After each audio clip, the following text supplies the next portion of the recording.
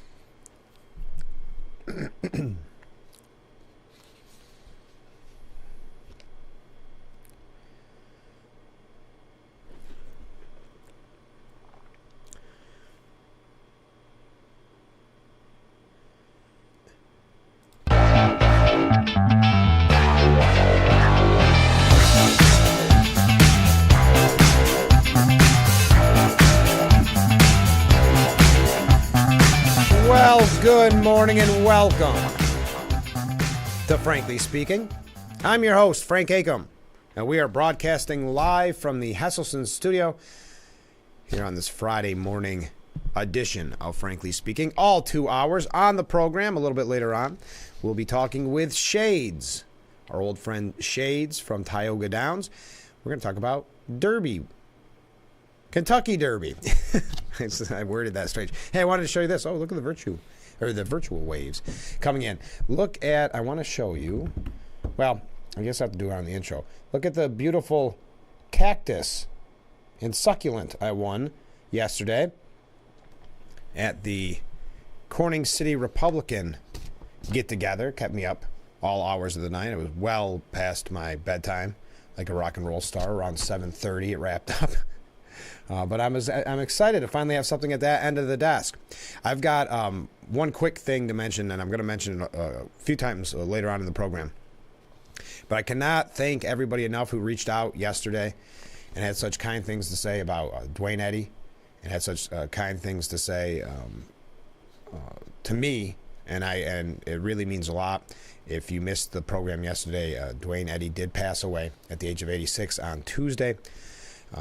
We have a little tribute that we did on the program yesterday, playing a clip, or really the whole video, from his induction into the Steuben County Hall of Fame, and I thought it was a very nice video. You can find that at WYDC-TV.com or on our Facebook page. Also there, because his birthday was last Friday, I had posted our interview together on this program, the full interview. And if that's something that you would like to see, please, by all means, go and check it out, either on our Facebook or at WYDC-TV.com. So thank you again, and I do have a special treat to show you later on in memory of Dwayne Eddy. That'll be a little bit later on in the program. But let's get started with what has become a tradition now. But I can't promise this every day. But another example of why you need to know who you're voting for. We've brought up the super mayor out of Dolton, Illinois, quite a few times. Well, this is not an update on her as she's being investigated by the FBI, we learn. This is about our embattled Monroe County District Attorney, Sandra Durley, who was very rude, for lack of a better term, to police officers trying to pull her over for going 55 in a 35.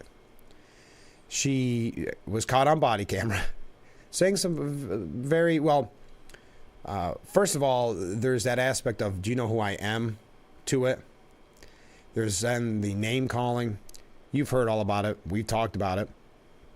Well, she came out and she apologized. She said she was stressed. There was a lot of things going on, work, family issue, just stress, no apology, or that's not an excuse, no apologies, that type of thing. Now we learn that she will not resign after the body cam showed that she berated a police officer.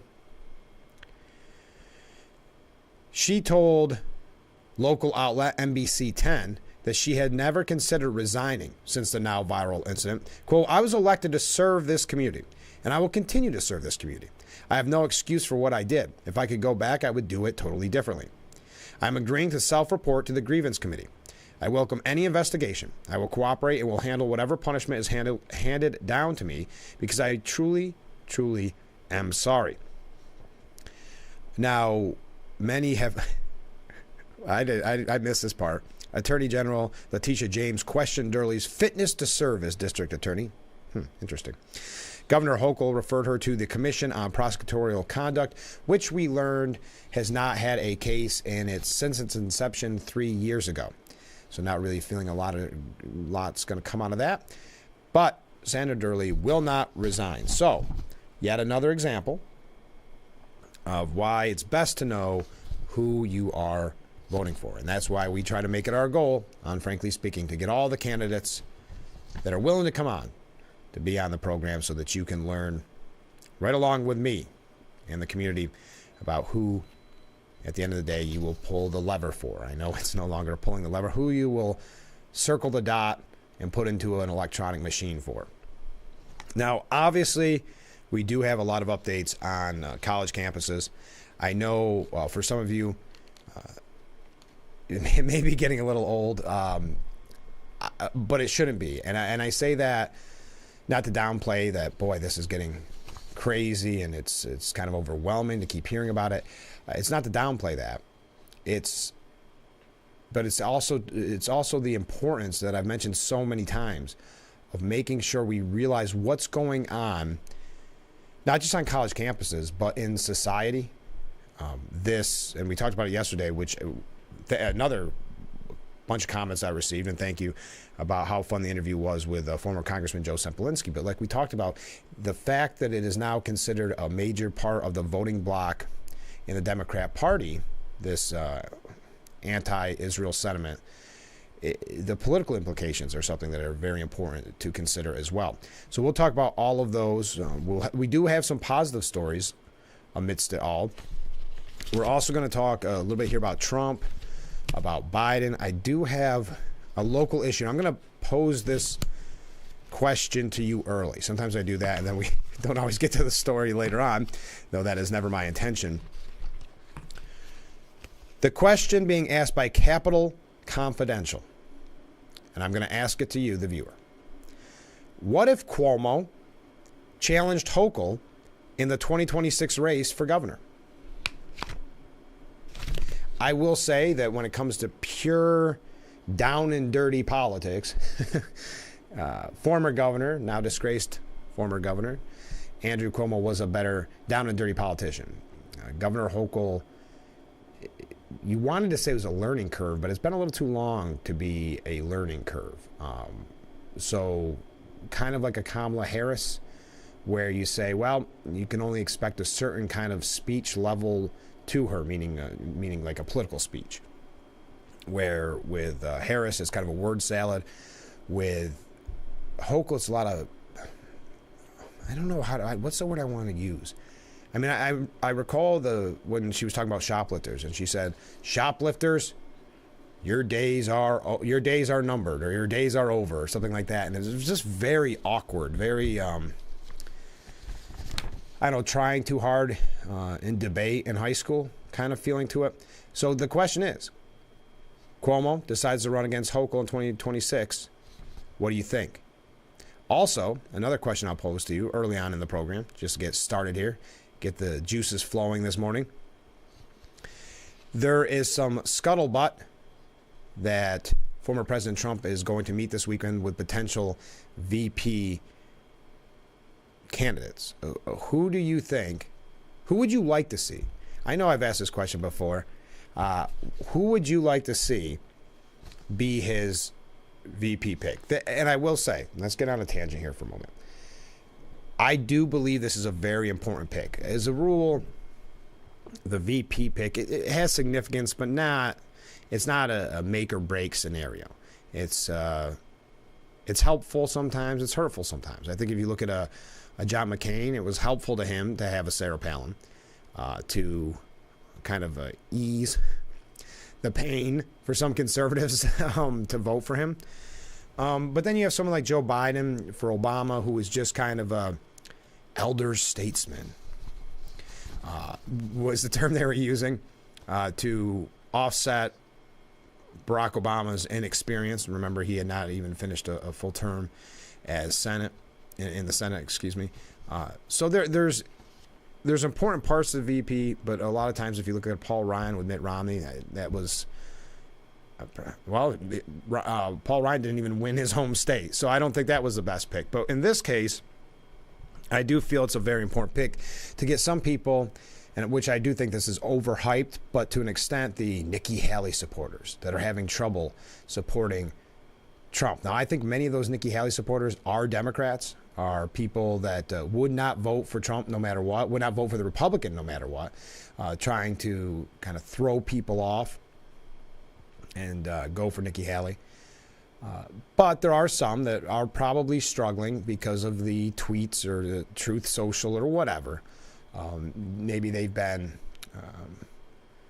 there's an aspect to it, and it's very unfortunate, and it shows how easy it is sometimes for the left or the media to win, because they'll say, I don't want any more of the chaos. Well, the chaos was the nonstop coverage by the media of a non-scandal every single day. So the media wins when that's the attitude. But anyway, again, I promised this was going to be a tangent. I do think there is an opportunity here to pick a VP candidate that can, number one, go out on the trail while the president is in one of the numerous trials that he's in.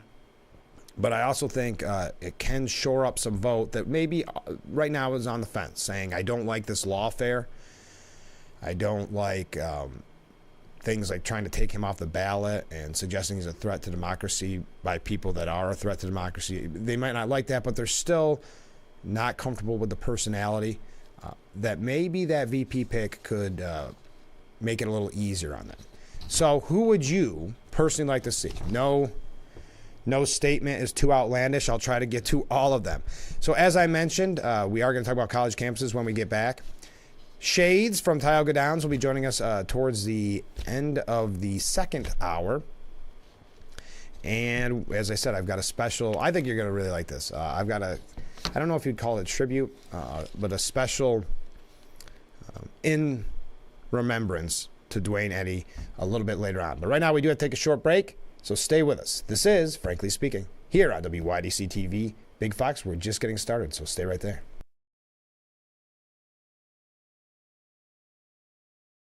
Isn't your wellness important? Don't you want more energy? Now's the best time to make every day better and relieve those achy muscles and pains than with the Hesselson's Hot Tub. Hesselson's has hot tubs in stock and available for immediate delivery with unbelievable savings. Hesselson's offers 0% interest-free financing for up to 5 full years. Hesselson's carries the only hot tub brand in the industry with the exclusive freshwater salt system that is eco-friendly and easy to use and only enhances your hot tubbing experience. Come in today and see why your next hot tub should be a Hesselson's hot tub. And remember, it's always fun to poke in the corners at Hesselson's.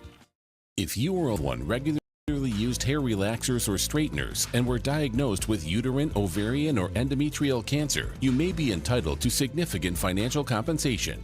I've used hair relaxers for years. I had no idea they could cause cancer. Chemical hair relaxers and straighteners have been linked to serious conditions, including several types of cancer. How do I know if I have a case? Call 844-292-6222 and consult with one of our attorneys to find out if the products you used are part of the lawsuit. Your eligibility will also depend on how often you use these hair products and your specific cancer diagnosis. If you regularly used hair relaxers or straighteners and were diagnosed with uterine, ovarian, or endometrial cancer, call us now. Call 844-292-6222. How much will it cost to talk to an attorney? There is no fee unless we win your case. Call 844-292-6222 for your free case review. Stop and save at GCP Discount Liquors and Wines. 1.5-liter Cavit Pinot Grigio, regularly $15.99, is on sale for $12.99. Save $2 a bottle with mail-in rebate, or $36 on a case of 6. 1.75-liter Canadian Club Whiskey on sale for $18.99. Save $5 a bottle with rebate, or $48 on a case of 6. GCP Discount Liquors and Wines in Horseheads, the best in service, selection, and price.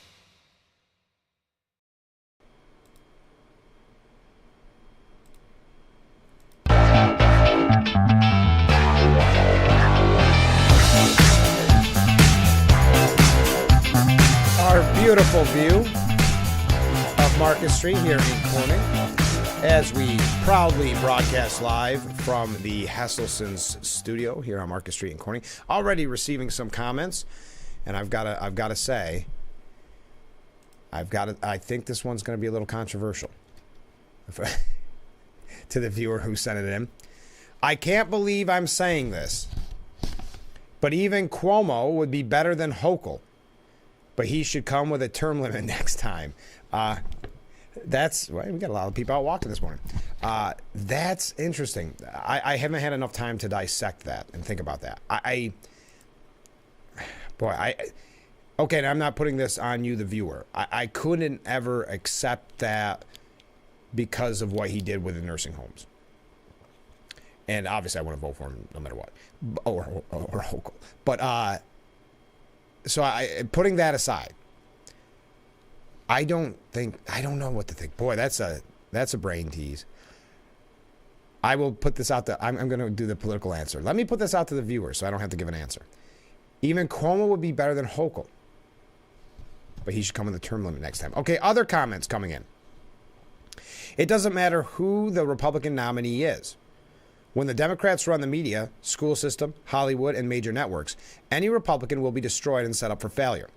Till Republicans learn to fight fire with fire, they will always be the weaker and less effective party.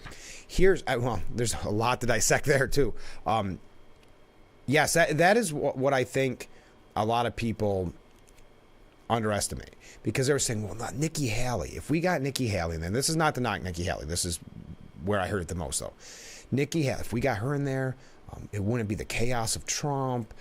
It would be a good, old-fashioned presidential race. No, it wouldn't. They would destroy her, too. They would attempt to destroy her, too. That's what happens. And to this viewer's point about the school system, we're clearly seeing that. And it starts well before college, but we're clearly seeing what that ends up reaping, what that brings, that control over the school system, the education. Maybe is the way to word it. I don't know what the answer would be, how Republicans learn to fight. I think there are fighters out there. I think there are also Republicans, and this is just the history of Republicans, that like being on the B team, like being on JV, so that they can say the speeches, they can give the bluster, but at the end of the day, they don't really have a say in what's being done, so they don't have to make the tough decisions. I do believe there's a part of the Republican Party historically that's always been that way. In a normal world, this is about the VP pick as well from a viewer. In a normal world, Ron DeSantis would be the best pick. I kind of like to see Vivek Ramaswamy, but in this PC reality, I think he's going to need a woman like Marjorie Taylor Greene, but not Marjorie Taylor Greene. Yeah, I'm not sure about that because I actually read a piece today, and we may get to it a little bit later on, and it's by anonymous sources, and you know what my thoughts are about anonymous sources, that sometimes I think they're used by some outlets when there are no anonymous sources. But anyway, that's neither here nor there. They said that obviously Kristi Noem is out. They also said that Vivek Ramaswamy is out as well. But again, take it with a lot of grains of salt. Ron DeSantis, I think, would have been the best pick. I like, and to your point about picking a woman, that had not been on that short list that they were mentioning, and I can't remember who put it out. On the short list, there was not a woman on there, and that kind of surprised me because Elise Stefanik's name was being thrown around. Well, Kristi Noem's was for a while. There's a few others. So your thoughts. We're opening this all up to you, the viewer, this morning. Another comment from a viewer. I think sometimes that Governor Hochul may be the worst governor that New York State has had, but we'll never forget the unforgivable way Cuomo handled COVID. Exactly. That would be my thoughts on that too. I appreciate that. Okay. To double back on about the Marjorie Taylor Greene statement, unless she backs off trying to get rid of the speaker, I think the damage has been done there. But perhaps not. She wasn't on that list. But that doesn't mean anything because it is a list compiled of anonymous sources. Another question. The reason I'd like to see a woman is because I'd like to see a strong woman debate the VP. That is a very good point. That would be a very interesting debate. Harris not known for her debating skills. These comments coming in. Thanks, folks. Keep them coming in. This is great. I didn't even ask what should be the biggest question for all of you. The easiest question for you to make your Derby picks. There they are. Saturday is the Derby. We're going to be talking to Shades from Tioga Downs a little bit later on. So who do you like in the Derby? And I'll keep that up for a little bit. Some interesting names there. You do see one scratch with Encino. But those are the numbers. Those are the horses. And those are the odds for tomorrow's 150th running of the Kentucky Derby. So we're going to have a little fun with that this morning on Frankly Speaking. All right, so as I keep that up on the screen, just long enough for you to see, they had over 200 arrests at the UCLA campus.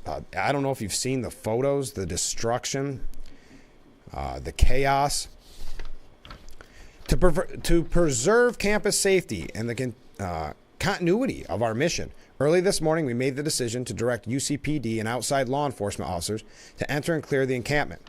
Those who remained in camp last night were given several warnings and were offered the opportunity to leave peacefully with their belongings before officers entered the area. Ultimately, about 300 protesters voluntarily left, while more than 200 resisted orders to disperse and were arrested. Another question I will pose to you. Do you buy into, and I say buy in sounds biased, do you believe the reporting that it is outside agitators? Because if you look at it, they're saying nearly half. Okay, nearly half are outside agitators. That means there's, activists and like that. Get that.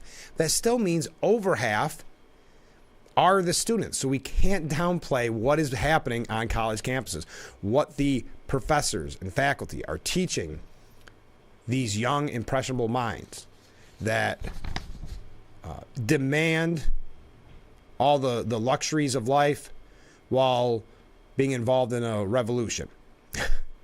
So overall, more than 2,000 people have been arrested on campuses since the protests began. And keep this in mind, when the media covers it this way, when politicians talk about it this way, it's not about the violent anti-Semitic protests. That's not why they're being critical. They're being critical because police were called to make arrests. Think of that. And they go through some of the areas where, 30 arrested at Portland State, University of Pennsylvania. They had, they're bringing in more police resources, these type of things. We're not going to go through all the numbers on this. We honestly don't have the time. I do think it's getting, and this was, I was waiting for the coverage on this. NYPD officer fired his gun, or her gun, I'm not sure. I don't think it listed a name, in Columbia University's Hamilton Hall this week. dangerously close, and it was an accident. It was dangerously close to we talked about Kent State the other day. I'm not trying to compare these. It's not comparable. I know they're trying to. But at the same time, the statement says the officer has a firearm that is equipped with a flashlight, and he was illuminating the area to find the best way to navigate through the barricade area. The officer accidentally discharged his firearm, causing a single round to be discharged. Oof. Now, anti-Israel mob was charging cops in Portland. Did you see this? With garbage can shields. Yes, it sounds as fierce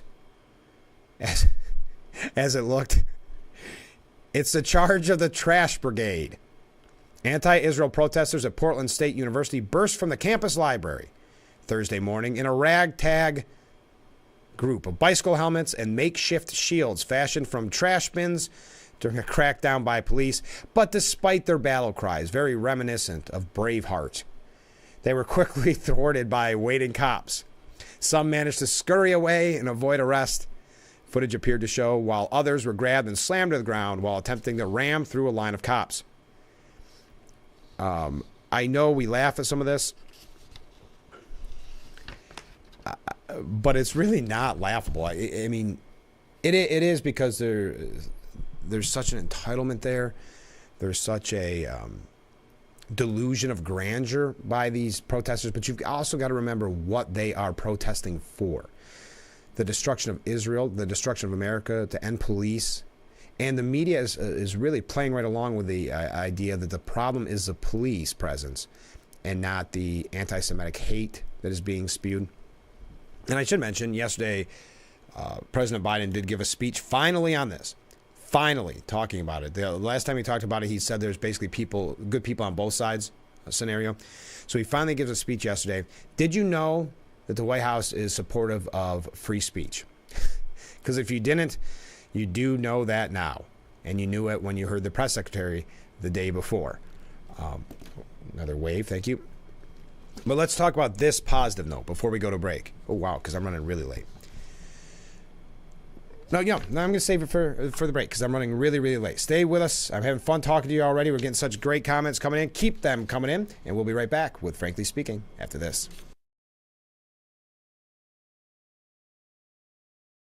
Was your premature baby fed a cow's milk baby formula such as Similac or Enfamil? If so, your child may be entitled to significant financial compensation. Evidence shows that cow's milk formulas increase the risk of NEC in premature babies, causing severe harm and even death. If your child was born premature and suffers from NEC, intestinal perforations, sepsis, cerebral palsy, or died as a result, you may have the right to sue for significant financial compensation. Call now for a free case review.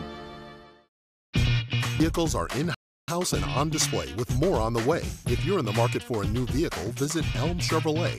Search Elm Chevrolet's entire new vehicle inventory at elmchevrolet.com. Together, let's drive. Tending you love is a lot easier when you share the heavy lifting. Team up with Polaris Ranger, your hard-working partner for backyards, the backwoods, farms, and ranches. Ithaca Recreation Sports, Route 13 in Newfield. Get outside and ride. The bathroom of your dreams is only a phone call away with BCI Bath and Shower. We can make your ordinary bath and shower extraordinary. This is not a cookie-cutter design. This is a complete custom build that will fit your every need. It's never been easier or more affordable than right now to get the bathroom of your dreams. We have the best monthly programs in the industry with payments as low as $99 per month or no payments, no interest for 18 months with approved credit. The hardest part of your new bathroom is gutting and building the tub and shower. If your bathing area is old, there could be damage behind the walls and possible mold and mildew, which can be a serious safety issue. At BCI, we don't cover a problem, we fix it. Call now to get a never clean glass treated door with a no-track system at half off for the first 50 callers. Factory trained, certified installers made in the USA and discounts for seniors and military. Call 800-704-1798. That's 800-704-1798. Getting aerial video for a commercial used to be extremely expensive, but not anymore. WYDC TV Big Fox now offers the Twin Tiers amazing aerial video for your business. We do it with our state-of-the-art drone and commercially licensed aerial pilot. Beautiful HD aerial video and pictures custom-made for your commercial. Call or email now to advertise on Big Fox TV and let everyone see your business in a whole new way.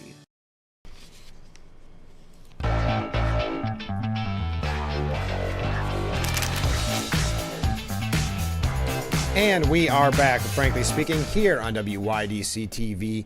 Big Fox, another comment from a viewer. Oh, that's the wrong one. There we go. As we talk about the Kentucky Derby. If fierceness runs in the Derby the way he won the Florida Derby, it'll be one to remember. Jockey Johnny V didn't even ask him to run. Yes, and if you look at the odds, that would speak to that. Going out 5-2, and this is yesterday's morning line, so I'm not sure how they've changed, but there's a lot of long shots in there. The next closest is 3-1 with Sierra Leone, which is a good name. So it is going to be an interesting. And then Catching Freedom, it looks like, which is a good name. Speaking of Catching Freedom, Rutgers students countered the anti-Israel agitators on campus by waving an American flag and chanting USA. This is reminiscent of the students that protected the American flag. They now have, what did I hear today? That country star John Rich said that he would play at the party. Last I knew, when we talked with Joe Semplinsky yesterday, the GoFundMe for them to have a huge party was $200,000 for protecting that American flag against the anti-Israel protesters trying to wave the Palestinian flag. So last I knew, so I'm so sure it's much higher than that. And John Rich saying he'd play for free. Pretty cool. But this is a different group. This is at Rutgers University. The anti-Israel protesters were countered by a large group of patriotic students waving the American flag and chanting USA. As the anti-Israel group yelled, "Free, free Palestine," and "From the river to the sea, Palestine will be free," the patriotic group could be heard repeatedly chanting USA, USA.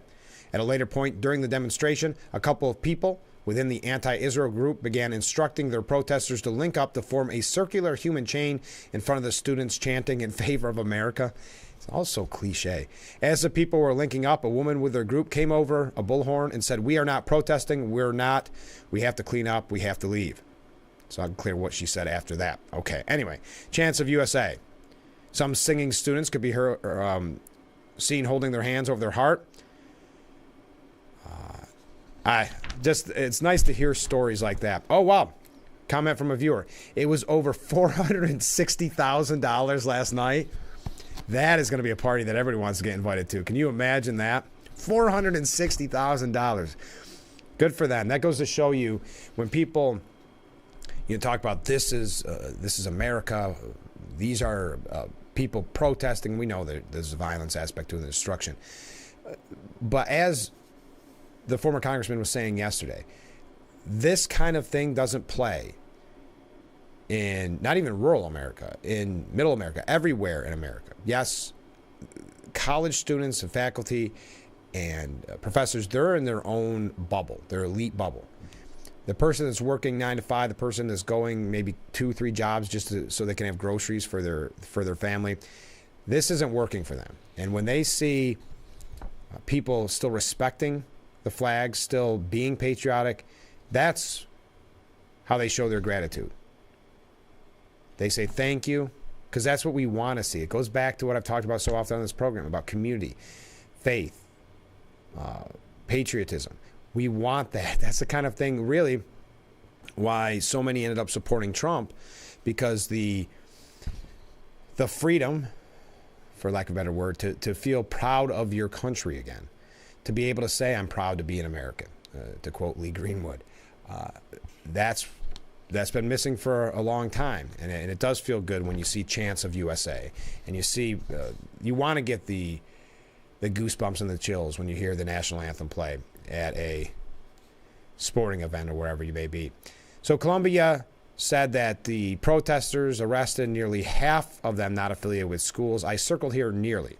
That means that over half were affiliated with the school. So keep that in mind. I do believe there's outside agitators. I just think that it works a lot better for these schools to say, well, it's not us. It's not us indoctrinating these kids with this kind of anti-Semitic worldview. It's the agitators. And they have pieces time and time again. What to know about outside agitators, cops say, are co-opting Columbia protest. If you want to find out more, we can talk about it. Just text me, but I think we should move on. The Bernard student, who's been twice arrested at Columbia protest, so she's got to be the coolest one. She probably gets the most likes and the most shares and the most TikTok whatevers. She refuses to say on whether Israel has the right to exist. Her name, Marie Adele Grozo.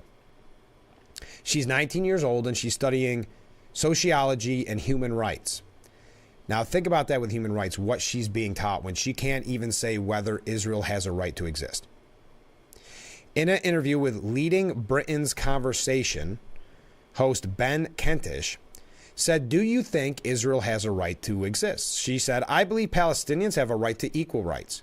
I believe Palestinians have a right to return to their homelands. Since 75 years ago, Palestinians have been systematically forced out of their homes. I'm so sorry. I have a longer answer to this question," she responded. "It's a more complicated question.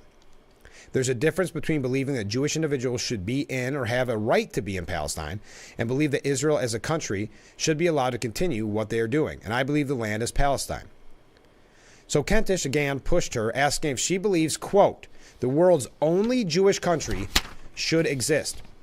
She argued that the existence of a Jewish state like Israel allows other countries to perpetrate anti-Semitism within their own borders. Okay. So again, he asked, and good for him for holding her to the fire. So you believe Christian countries should exist and Muslim countries should exist, but the world's only Jewish country shouldn't exist? And she said, no, there's a difference between a country having a predominantly population and a country labeling themselves as a Jewish country. And this is when we get into the more disturbing aspects to all of this and the anti-Semitism at Rutgers. Rivka Schaefer, a freshman that goes to Rutgers, was told, quote, "Hitler would have loved you," by pro-Palestinian demonstrators during a very, very disturbing video. The protester also compared Hamas fighting Israel to the Warsaw Ghetto Uprising, a Jewish resistance that opposed Nazi Germany during the Holocaust.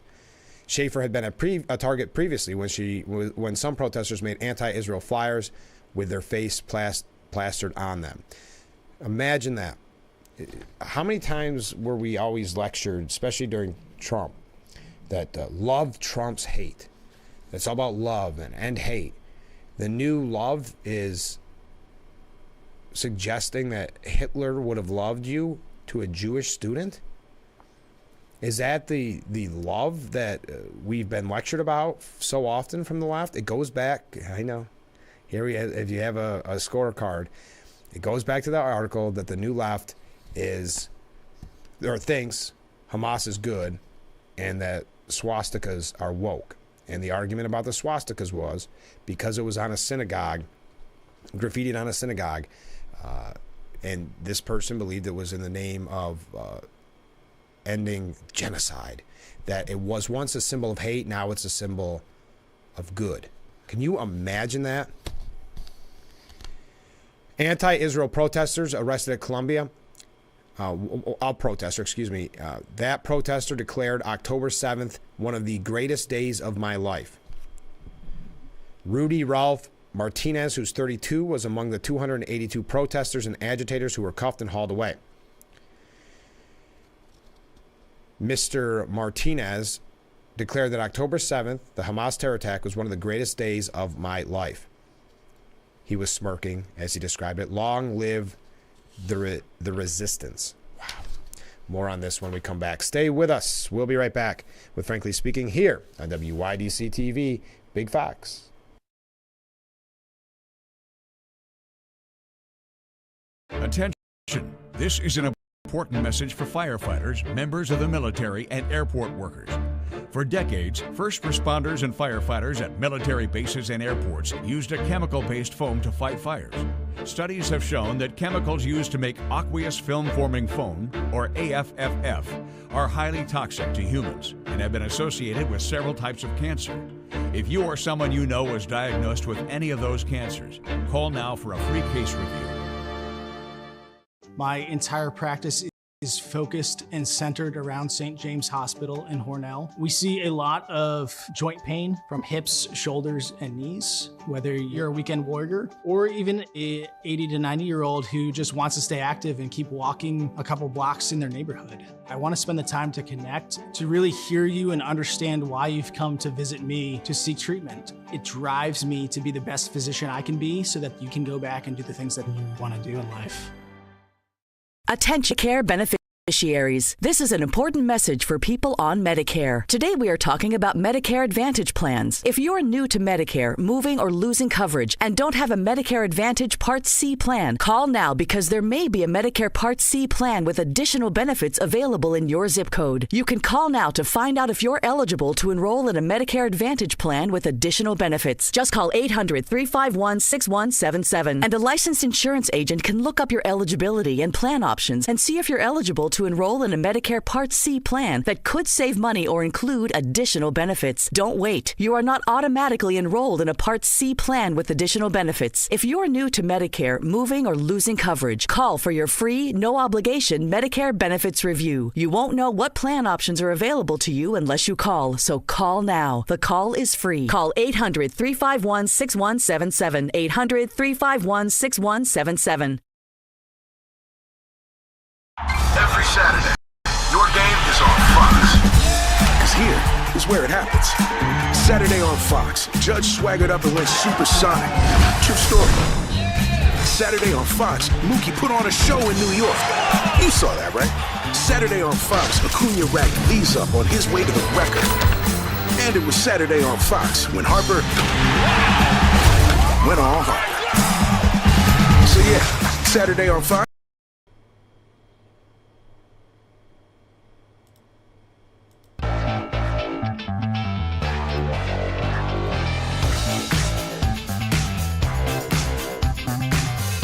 And we are back, frankly speaking, here on Big Fox. Again, thank you so much for joining us as we broadcast live from the Hesselson studio here on Market Street in Corning. Victims of the October 7th attacks are suing a radical U.S. Muslim group that admits funding anti-Semitic student protests around the country. We've talked about the funding and the tents and the food. The group of 9, who include survivors and bereaved relatives of the massacre, slapped the National Students for Justice in Palestine and its parent body, American Muslims for Palestine, with a lawsuit for unspecified damages, accusing it of spreading and even inspiring Hamas propaganda. Their suit turns the spotlight on Justice for Palestine, National Students for Justice in Palestine, which has set up chapters in 250 campuses in the U.S. and Canada. They quietly admitted this week to sending the campus groups money for the wave of protests which have engulfed American colleges since October 7th. Okay, but Jamal Bowman said the so-called pro-Israel students told me anti-Semitism at Columbia was overblown. So you're telling me the pro-Israel students who are really putting their safety on the line when they go out and wave the Jewish flag, they're coming up to Mr. Bowman, Representative Bowman, saying, hey, just so you know, anti-Semitism on campus overblown. He said this on MSNBC's Alex Wagner tonight. I also met with so-called pro-Israel students. Why is it so-called pro-Israel students? But anyway, when I was there, just to hear about the anti-Semitism that they had experienced, and they told me it has been minimal. It has been overblown by the media. We have been uncomfortable, but we don't feel unsafe. Well, okay, I don't accept him at his word, but I will say, wasn't there a time when you weren't supposed to make anybody feel uncomfortable? Wasn't, if a conservative came on campus and made a student feel uncomfortable, that was akin to violence. Remember? But anyway, but we didn't feel unsafe. This is what I was told by them.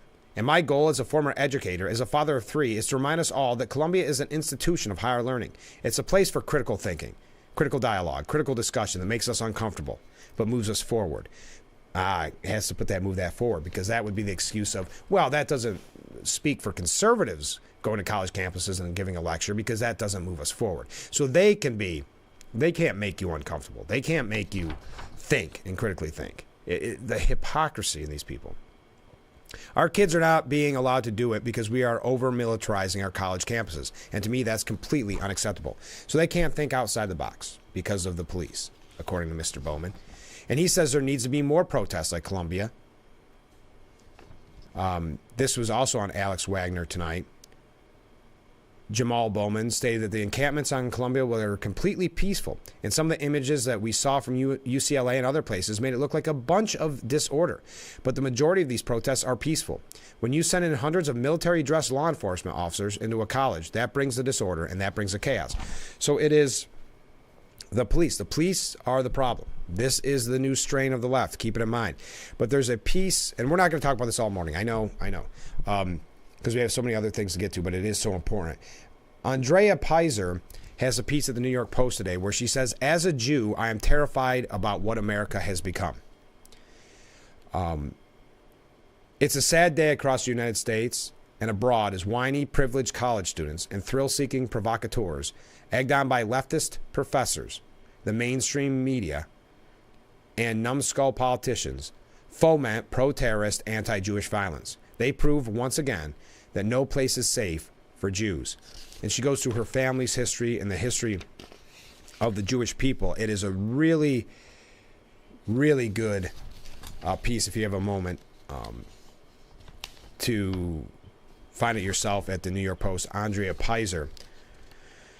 And she talks about the hypocrites.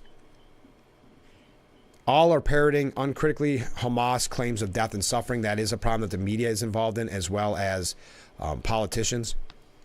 They and others, and she points to, Harris, Kamala Harris, AOC, people like that, Chuck Schumer.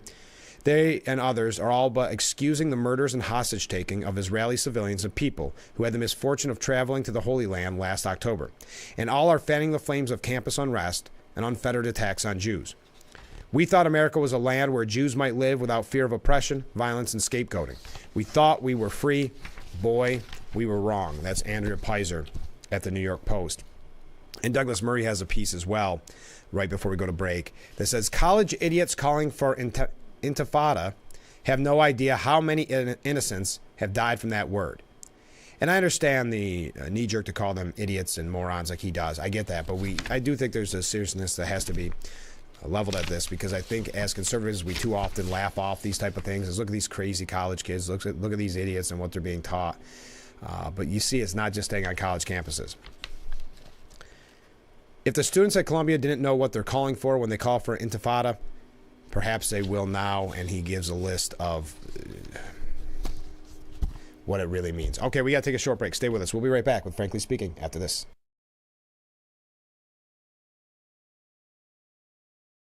Isn't your wellness important?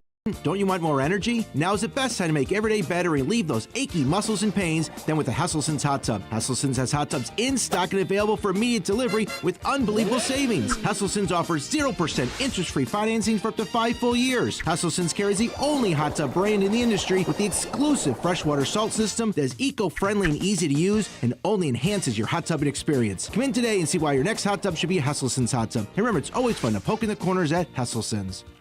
Attention, if you or a loved one regularly used hair relaxers or straighteners and were diagnosed with uterine, ovarian, or endometrial cancer, you may be entitled to significant compensation. I've used hair relaxers for years. I had no idea they could cause cancer. Chemical hair relaxers and straighteners have been linked to serious conditions, including several types of cancer. If you used hair relaxers and now have uterine, ovarian, or endometrial cancer, call now to see if you qualify. There's no fee unless we win your case.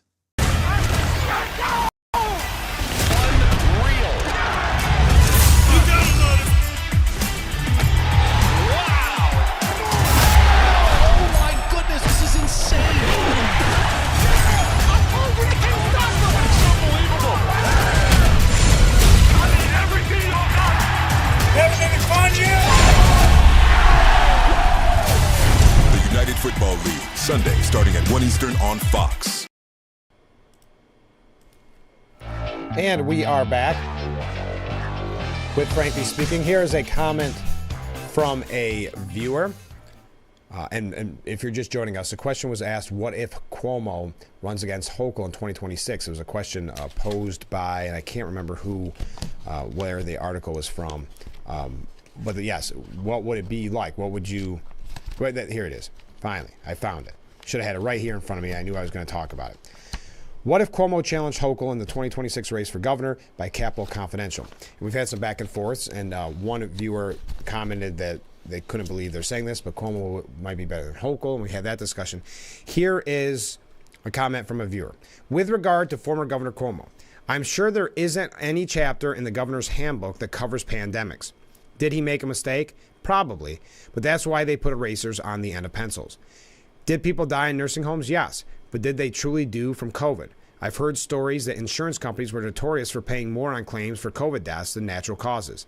It is tragic that individuals in nursing homes passed during this period, but if an octogenarian dies now in a nursing home, will they say that individual died from COVID? With regards to former Governor Cuomo, he was a stronger leader than Governor Hochul and followed through on things. Here's what I would say about the issue with the nursing homes. Even when it was brought to his attention that it was a very wrong-headed and tragic decision to put COVID-positive patients in nursing homes, even though there was availability, you remember the ship that President Trump sent to New York, etc., even though there's these much smarter options, he did not stop. And I think there's also the cockiness of him taking the victory lap while that was going on. So I think it's more than just a mistake.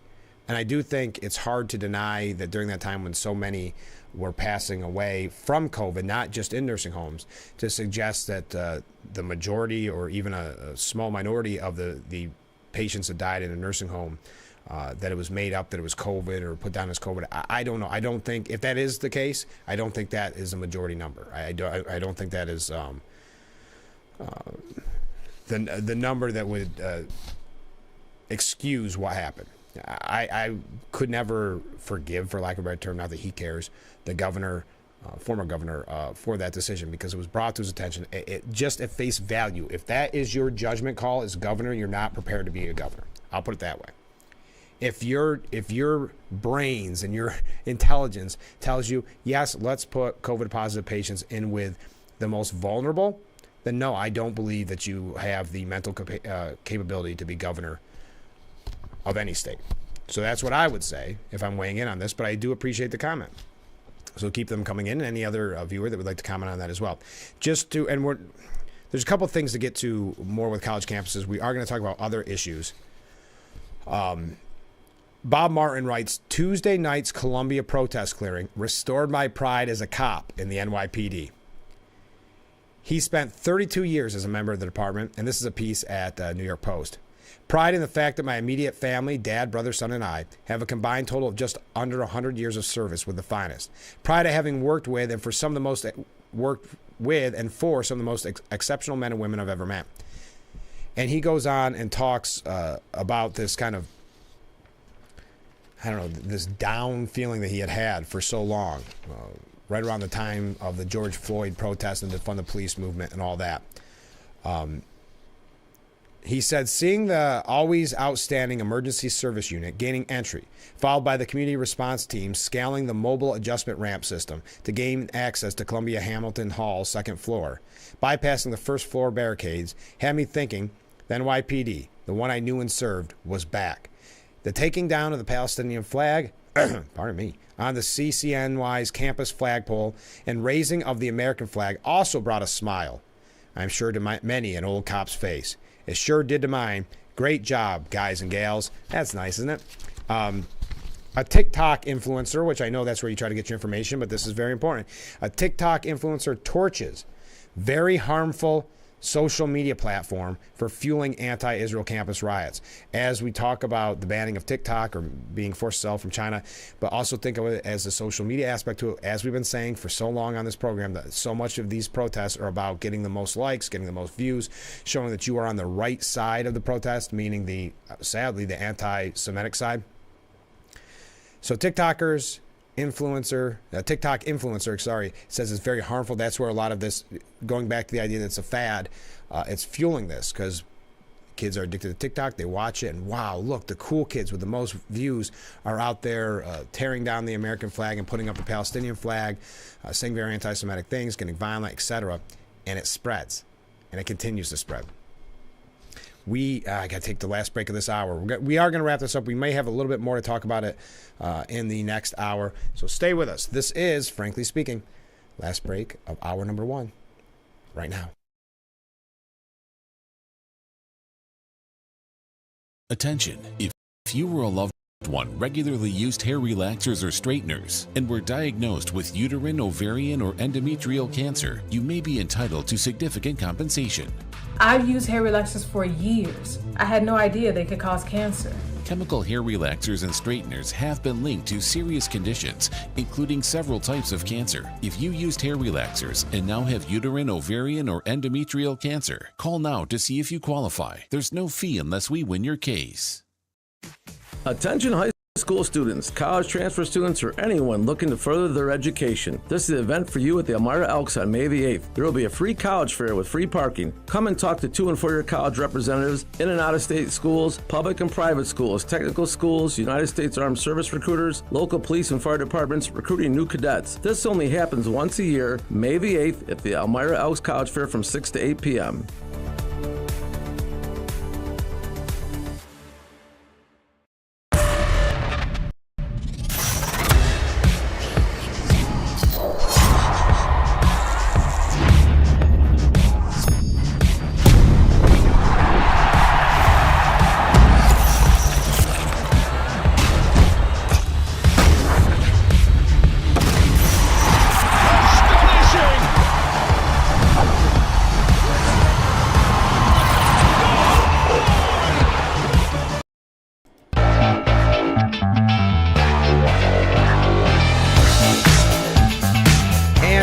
Back with Frankly Speaking here on Big Fox. Even Al Sharpton on the Morning Joe said that Democrats are losing the moral high ground by not condemning these protests. Yeah, it's hard to listen to people lecture for so long about love trumps hate and love this and understanding and safe spaces and this when they are spewing this anti-Semitic pro-Hamas message. I don't want to go through the whole because it's a long, lengthy piece, but Sharpton said, let me say this, the politics of that. What is being robbed by them not doing that, Joe, where you and I agree? How do Democrats, how do all of us on that side say January 6th was wrong? If you can have the same pictures going on college campuses, you lose the moral high ground. Mika Brzezinski said, good heavens. I don't like uses the Lord's name in vain. Why not? She don't make a parallel to January 6th. And Scarborough said that has happened, though. That has happened. Why can't you make that comparison? Look at the difference in coverage, first of all. But anyway, we're not going to get into all that. But you can't take the moral high ground on these issues. It's hard. It's going to be very hard to be lectured. With people talking about love and peace in their hearts and this, when we see what is happening on college campuses and very much a lack of condemnation for it. I mean, Biden yesterday it was about anti-Semitism, but also anti-Muslim. I mean, we're a civil society and order must prevail, he said. They asked if these protests would change his mind about the American policy in the Middle East. He simply said no. I don't know. It's almost like CNN, Stephen Collinson, and others are saying to Biden, you better rethink it. Michael Moore said it in no uncertain terms. You better rethink it because this is a major part of the Democrat Party now if you're looking for votes at a time when you're very close. Most polls have Trump up. You better think about the people that you're losing, so you better cave on your support of Israel. As Stephen Collinson at CNN said, Biden cannot afford a boiling summer of protests. President Joe Biden can ill afford a long, hot summer of protests that comes to a boil in time for the Democratic National Convention in August and then bleeds into the final weeks of an already venomous clash with Donald Trump. So what are they saying? I mean, I really, well, first of all, I don't think it's helpful that Biden waited so long to talk about this. But what this is a wink, wink, nudge, nudge. of you better cave on your support, and it's already a weakening support to Israel. You better cave to the demands of this voting bloc, this section, which is obviously a large section of the Democrat Party. You better give in to their demands if you want to win this. And Biden is a political beast. He has been his whole life. A vote does not matter. It's not about what you believe in or what you stand on or principles. It's about getting the vote at the end of the day. So he will change at the drop of a hat. The president said the American people are heard, but the president's re-election hopes may depend on whether his fractious political base begins hearing him. Like I said, it's a wink, wink, nudge, nudge. You better change your direction. Senator Bernie Sanders said anti-war student protesters could be, now it's anti-war. So it's pro-Palestinian, now it's anti-war. Okay. The protest could be Biden's Vietnam. We'll talk a little bit about that when we come back. We do have a lot about Biden, a lot about Trump, a bunch of other issues as well. We posed a question earlier on the program. What if Cuomo were to run against Hochul in 2026? It's a question posed by a news outlet. Also, who do you like in the Derby? And also, who do you like as Trump's VP pick? So keep those comments coming in as we get ready to start hour number 2 of Frankly Speaking here on WYDC TV. Big Fox, please stay with us. We'll be right back.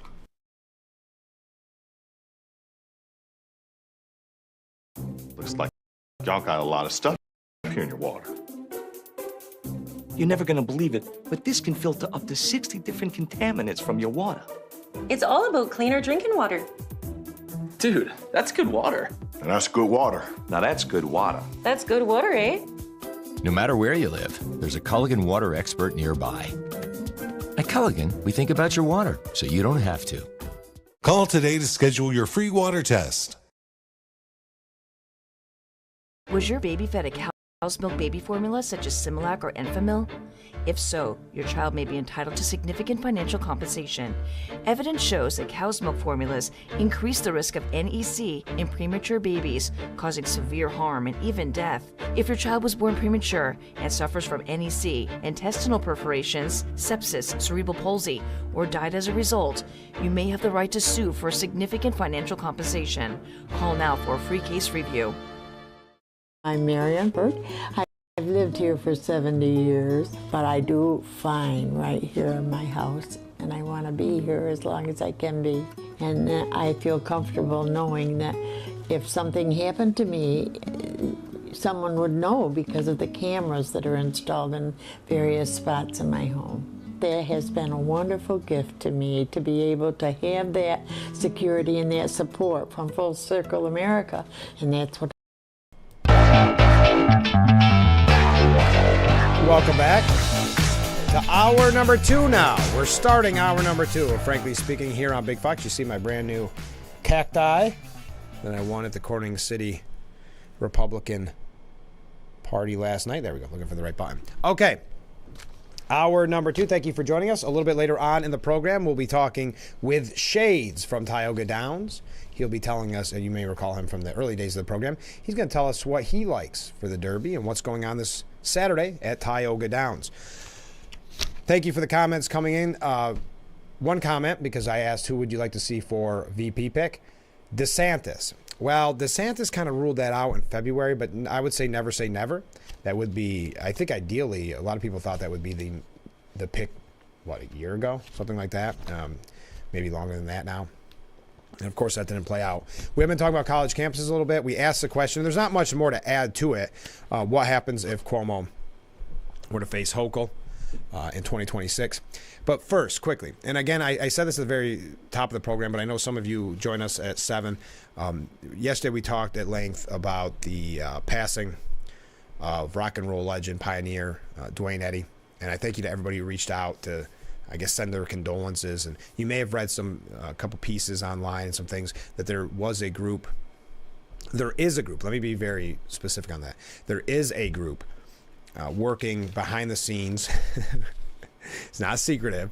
Behind the scenes to get Dwayne Eddy recognized. We've been a little over a month, and I've got to say, really making great moves. As a matter of fact, the last time I talked with Dwayne was about the success that I felt we were having and how we were getting very close to having a few ideas. It's all very early in the stage, but we're really making some good headway. And we got the news, of course, just yesterday that 2 days ago, that Dwayne Eddy had passed at the age of 86. I want to be very outspoken on this. That does not change our goal moving forward to recognize Dwayne in the city of Corning. Make that very clear. And of course, that's just as a side note, because we all, I spent most of yesterday listening to great Dwayne Eddy songs and thinking about him, and it's such a nice guy, and you heard my tribute yesterday. But the reason I'm bringing this all up, and again, thank you to everybody who did send their condolences. I really appreciate it. It was an honor of my life to get to know and become friends with Dwayne Eddy. So one of the things that our secret committee, it's not secret, has been thinking about. This is one of the, just to kind of get the word out. We want to get the word out about Dwayne Eddy, because I think so few people, for whatever reason, knew that he was born in our area, born in Corning, and then moved to Bath and Penn Yan, and throughout his whole career talked about his love for our area and promoted Corning throughout his whole career. So this is one of the ideas we came up with. And it's just to kind of raise awareness of who he is and his name. Wait till you see this. This is done by David Higgins. He's a part of the group. All right, here it is. Let's see if I'm going to do this right. How cool is that? Painted. That's painted by David Higgins. Isn't that amazing? You can see the size of there, as you know, the guests that we have. That's right around the area that they would be. So right now I have it looking that way. And if you're interested in seeing it or maybe getting a picture with it, I'm going to put it in the window of our studio here so people see it, because that's the goal, to get the idea, to spread, I should say, the idea, so people know that Dwayne Eddy was born in Corning. I'm amazed by that. It looks so great. Thank you for lending it to me, David Higgins, so I can put it in the window. Right now it's looking at me, so I could show you on the screen, but later on after the program, we'll have it looking the other way. If you want to come see it, take a picture, whatever the case may be. So thank you again to everybody who's been sharing their thoughts about Dwayne Eddy. It's meant a lot. All right, we got a lot to cover yet. As I mentioned, Bernie Sanders said that this could be Biden's Vietnam, meaning the protests on college campuses.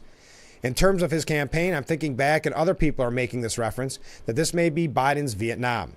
Lyndon Johnson, in many respects, was a very, very good president. He chose not to run in '68 because of opposition to his views on Vietnam. I worry very much that President Biden is putting himself in a position where he has alienated not just young people, but a lot of the Democrat base in terms of his view on Israel and the war.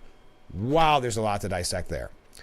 So what Bernie Sanders is admitting in this is this strain, unfortunately, of anti-Semitism, this kind of anger and hatred in certain circumstances of Jews and Israel.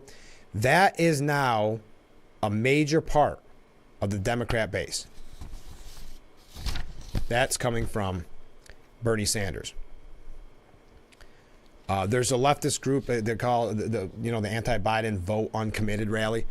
That when they went to the voting booth and they said just vote uncommitted. There was a rally in Maryland before the primary. We'll let you know what we hear about the success or failure of that campaign. College Democrat organizations issued a warning to Biden, just to speak to Bernie Sanders' point. The White House has taken the mistaken route of a bear hug strategy for Netanyahu and a cold strategy, I think that means Cold War strategy, for its own base and all Americans who want to see an end to this war. Each day that Democrats fail to stand united for a permanent ceasefire, like the permanent ceasefire that was in effect on October 6th, am I right? I think so. Two-state solution and recognition of a Palestinian state, more and more youth find themselves disillusioned with the party. Another just, hey, look out. We're not going to support you, Biden, unless you give in to our demands. And it's not just young kids. It's like Bernie Sanders and the Michael Moores and the others. It's the grown-ups offering their list of demands.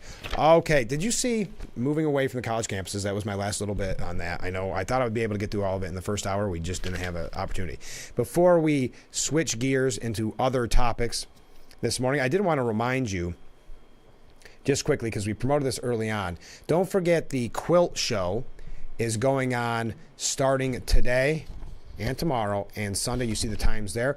Quilts through the ages. Over 100 quilts on display. Demos, trunk show, quilt raffle, door prizes. There's going to be a gift shop. Just $5 for one-day admission, multi-day pass, $10, and that's the Heritage Village of the Southern Finger Lakes over on Pulteney Street in Corning. So I wanted to remind you of that. I know many people will find that very fun this weekend. So there we go. All right, we have a couple other announcements too. Oh, the other question I asked if you are just joining us. So we talked about Cuomo running against Hochul. We talked about who you like this VP pick. We also asked, and we've had one response so far, who do you like when it comes to the Kentucky Derby? Those are the opening lines as of yesterday, the actual opening lines of the race and the order. Fierceness is the favorite, so let me know what you think. Now, giving you, and I'll keep that up on the screen for a little bit while I talk here. Talking about the two questions I posed at the very beginning of the show, let's give you a little bit more background on that. First of all, and we've had great responses so far. Thank you so much, everyone. What the question from Capital Confidential was, what if Cuomo challenged Hochul in the 2026 race for governor? What exactly will Andrew Cuomo do now? Maybe he doesn't even know. Yeah, he's written op-eds. He's been doing a lot more media. A steady stream of donors, get this, has continued to contribute to his campaign account since he stepped down. But Cuomo has announced no plans to seek office. Several give more than $100 to Cuomo each month, sometimes more often. But there are also plenty of one-offs from other folks. Cuomo still pays some of his former staff, but Cuomo has no campaign for him to be consulted on just yet. That doesn't mean he won't run for something, but what that something is has yet to be seen. Some have speculated maybe mayor of New York City. Some have speculated against the Hochul and elsewhere. It's been suggested he'll run for mayor. Others said he'll wait for 2016 and challenge Hochul. For now, his campaign account remains undeclared. Governor Hochul has said she plans to run for another term, though recent poll numbers show she might have to do more to win approval from voters in 2026. That's more than 2 years away, but Hochul was asked Thursday how she would feel, and then anyway, he got cut off after that. So there's your question of the day. The next question was about who Trump would pick as his VP. Trump said, I'll be picking, but probably not too much before the convention, which I happen to be having in the great state of Wisconsin. Trump has so far been coy in revealing details about his potential running mate. He has spoken favorably about a wide range of candidates. Now, behind the scenes, oh, hey, we got our guest here already. Behind the scenes, an anonymous source. Good morning. I'm on the air. We'll be with you in a minute, okay? A source familiar with the conversation previously told the Post that Vivek Ramaswamy is almost definitely out of the running, and that's what someone commented earlier. While allies of the former president said South Dakota Governor Kristi Noem has no shot at this position after she recounted that 20-year-old story about killing her dog. Did you see that she came out, I think it was yesterday, and suggested it was fake news, which I'm not really sure how you can suggest it's fake news when she decided to tell the story in her own autobiography. We may talk about that in a little bit. Bloomberg reported Thursday that the former president had narrowed his choices to 4 top contenders: Doug Burgum, oh, that's interesting, J.D. Vance, which his name's been thrown around a while, Marco Rubio, and Tim Scott. So there you go. There's your quick update on VP candidates, and you make your decision. Let me know who you like by commenting on the bottom of your screen. We're going to take a short break, and then we're going to be talking to Shades, our good friend Shades from Tioga Downs. So stay with us. This is Frankly Speaking here on WYDC TV. Big Fox will be right back. Attention. This is an important message for firefighters, members of the military, and airport workers. For decades, first responders and firefighters at military bases and airports used a chemical-based foam to fight fires. Studies have shown that chemicals used to make aqueous film-forming foam, or AFFF, are highly toxic to humans and have been associated with several types of cancer. If you or someone you know was diagnosed with any of those cancers, call now for a free case review. When I walk into the library, it's like new worlds open up. There's so much to see, so much to do. I am interested in a lot of things, so this is a perfect place for me to come and go, okay, this one. If someone in the community needs resources, they just have to ask. This is a treasure chest. I feel like everybody can benefit from the library. You, and especially you. Strong libraries equal strong communities. Vote on May 21st. Great drivers change lanes very fast, but with no outside mirrors. How come they don't crash? Introducing Angel View, the new wide-angle mirror that reduces blind spots. Angel View simply snaps over your car's rear view mirror, giving you a 160-degree view behind you. Just look at the difference. Look, ordinary rear view mirrors are small and flat, but Angel View has a huge mirror with curved glass. This convex shape allows you to see both blind spots with one glance. And with our Pro Edition special coating, it's anti-glare at night. Get your Angel View now for just $19.99. But wait, Angel View may be discontinued. Due to rising costs, Angel View is stopping manufacturing effective immediately. Once the current inventory is gone, it's gone forever. Order now. Call 1-800-897-0371 or visit getangelview.com. Order now. It's a new season of Sherry. Having a good time has always been my #1 goal. I tend to get crazy. At my age, I should not be jumping up and down like that. And if you don't know what I mean, ask your mama. The young ones, y'all like, we don't know what you're talking about. But I promise you, in 30 years, you will. It's the best time in daytime. Weekdays at 2 p.m. on Big Fox.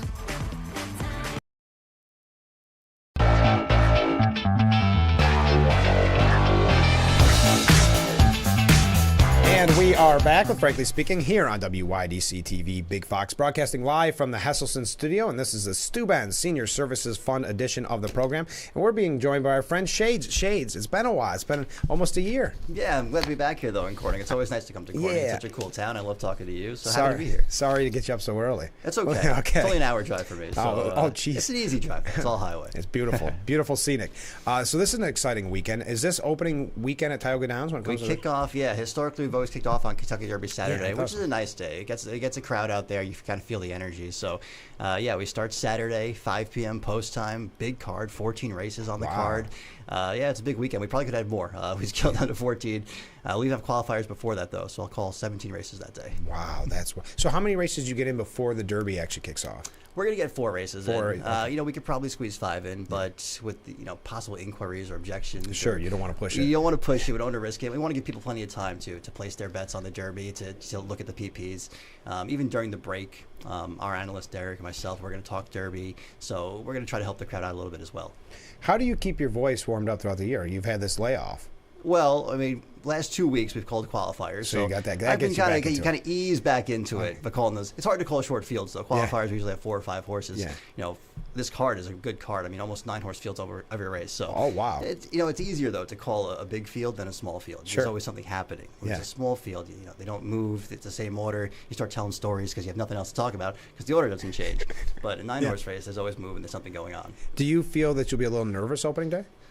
Or are you Not so really. used to it now? Yeah, I mean, I've been in horse racing now since 2013. So, oh, wow. and been on air since 2014. So I've been speaking publicly in horse racing for a while. Yeah. So the nerves aren't really there. It's really, like you said, though, like my voice. It's just calling a race that long. I haven't called 14 races in a day. You know what I mean? So it's going to be due. Get the tea out, the hot tea and honey, right? Exactly, yeah. So I've been to Derby Day at Tioga Downs numerous times. It's such a fun event. What other things, maybe, we've got people that always want to see the Derby. Maybe they're not so familiar with horse racing in general. What kind of events do you have going on for everyone on Saturday? Yeah, it's a nice day. The facility will be, it's going to look good. It always does on Derby Day. We really dial it up pretty nice. And the people look good. Yeah, it's historically like fashion and horse racing goes together. So especially on Kentucky Derby Saturday, people get dressed up regardless wherever you are. I've worked at multiple racetracks on Kentucky Derby Saturday. Everyone gets dressed up. That's what it is. Fashion's kind of part of horse racing. So yeah, people look good. The place will look good. We have a T-shirt giveaway on opening day. We're going to give away magnet calendars. One lucky fan will win a $500 bet on on one horse to win the Kentucky Derby. Oh, wow. We'll give that away after the first race, so get there early so you can enter to win that free bet on the Derby. We'll actually have that person place the bet live on air so everyone can kind of see what horse and kind of back the winner. That's kind of great. cheer them home. Yeah, it should be fun. Of course, it's an absolute crapshoot in the Derby, but right. no matter what opinion you have, it's always very hard. But that's a nice little promotion as well. But we play games. We kind of run racing very differently from most racetracks. You do. Yeah. We're kind of blessed to be able to have different promotions. I kind of run it like I used to run minor league baseball promotions. Like in between every race, we're playing games, we're doing something with the crowd. So there's never a dull moment at Tioga. Well, it makes it so easy to bring the family too, because the track is such a fun family event, really. Yeah, that's just it. I come from, I think we discussed this last year, I come from thoroughbred racing. People say, what do you like better? Well, thoroughbred racing is faster, so the racing might be, you might edge toward that to more excitement. But most harness tracks, are half mile, we're 5/8. So for the most part, when they're on the back, unless they're on the back stretch in the turn, I can almost call a race without binoculars. You can see the whole race. It unfolds in front of you. I grew up going to Belmont Park, right? I think last time I was here I talked Belmont Stakes with you. Yeah. That's right. Yeah, I couldn't remember. I thought it was Belmont. Yes. Yeah, I talked Belmont with you. This year we're talking Derby. Yeah, we're kicking it off.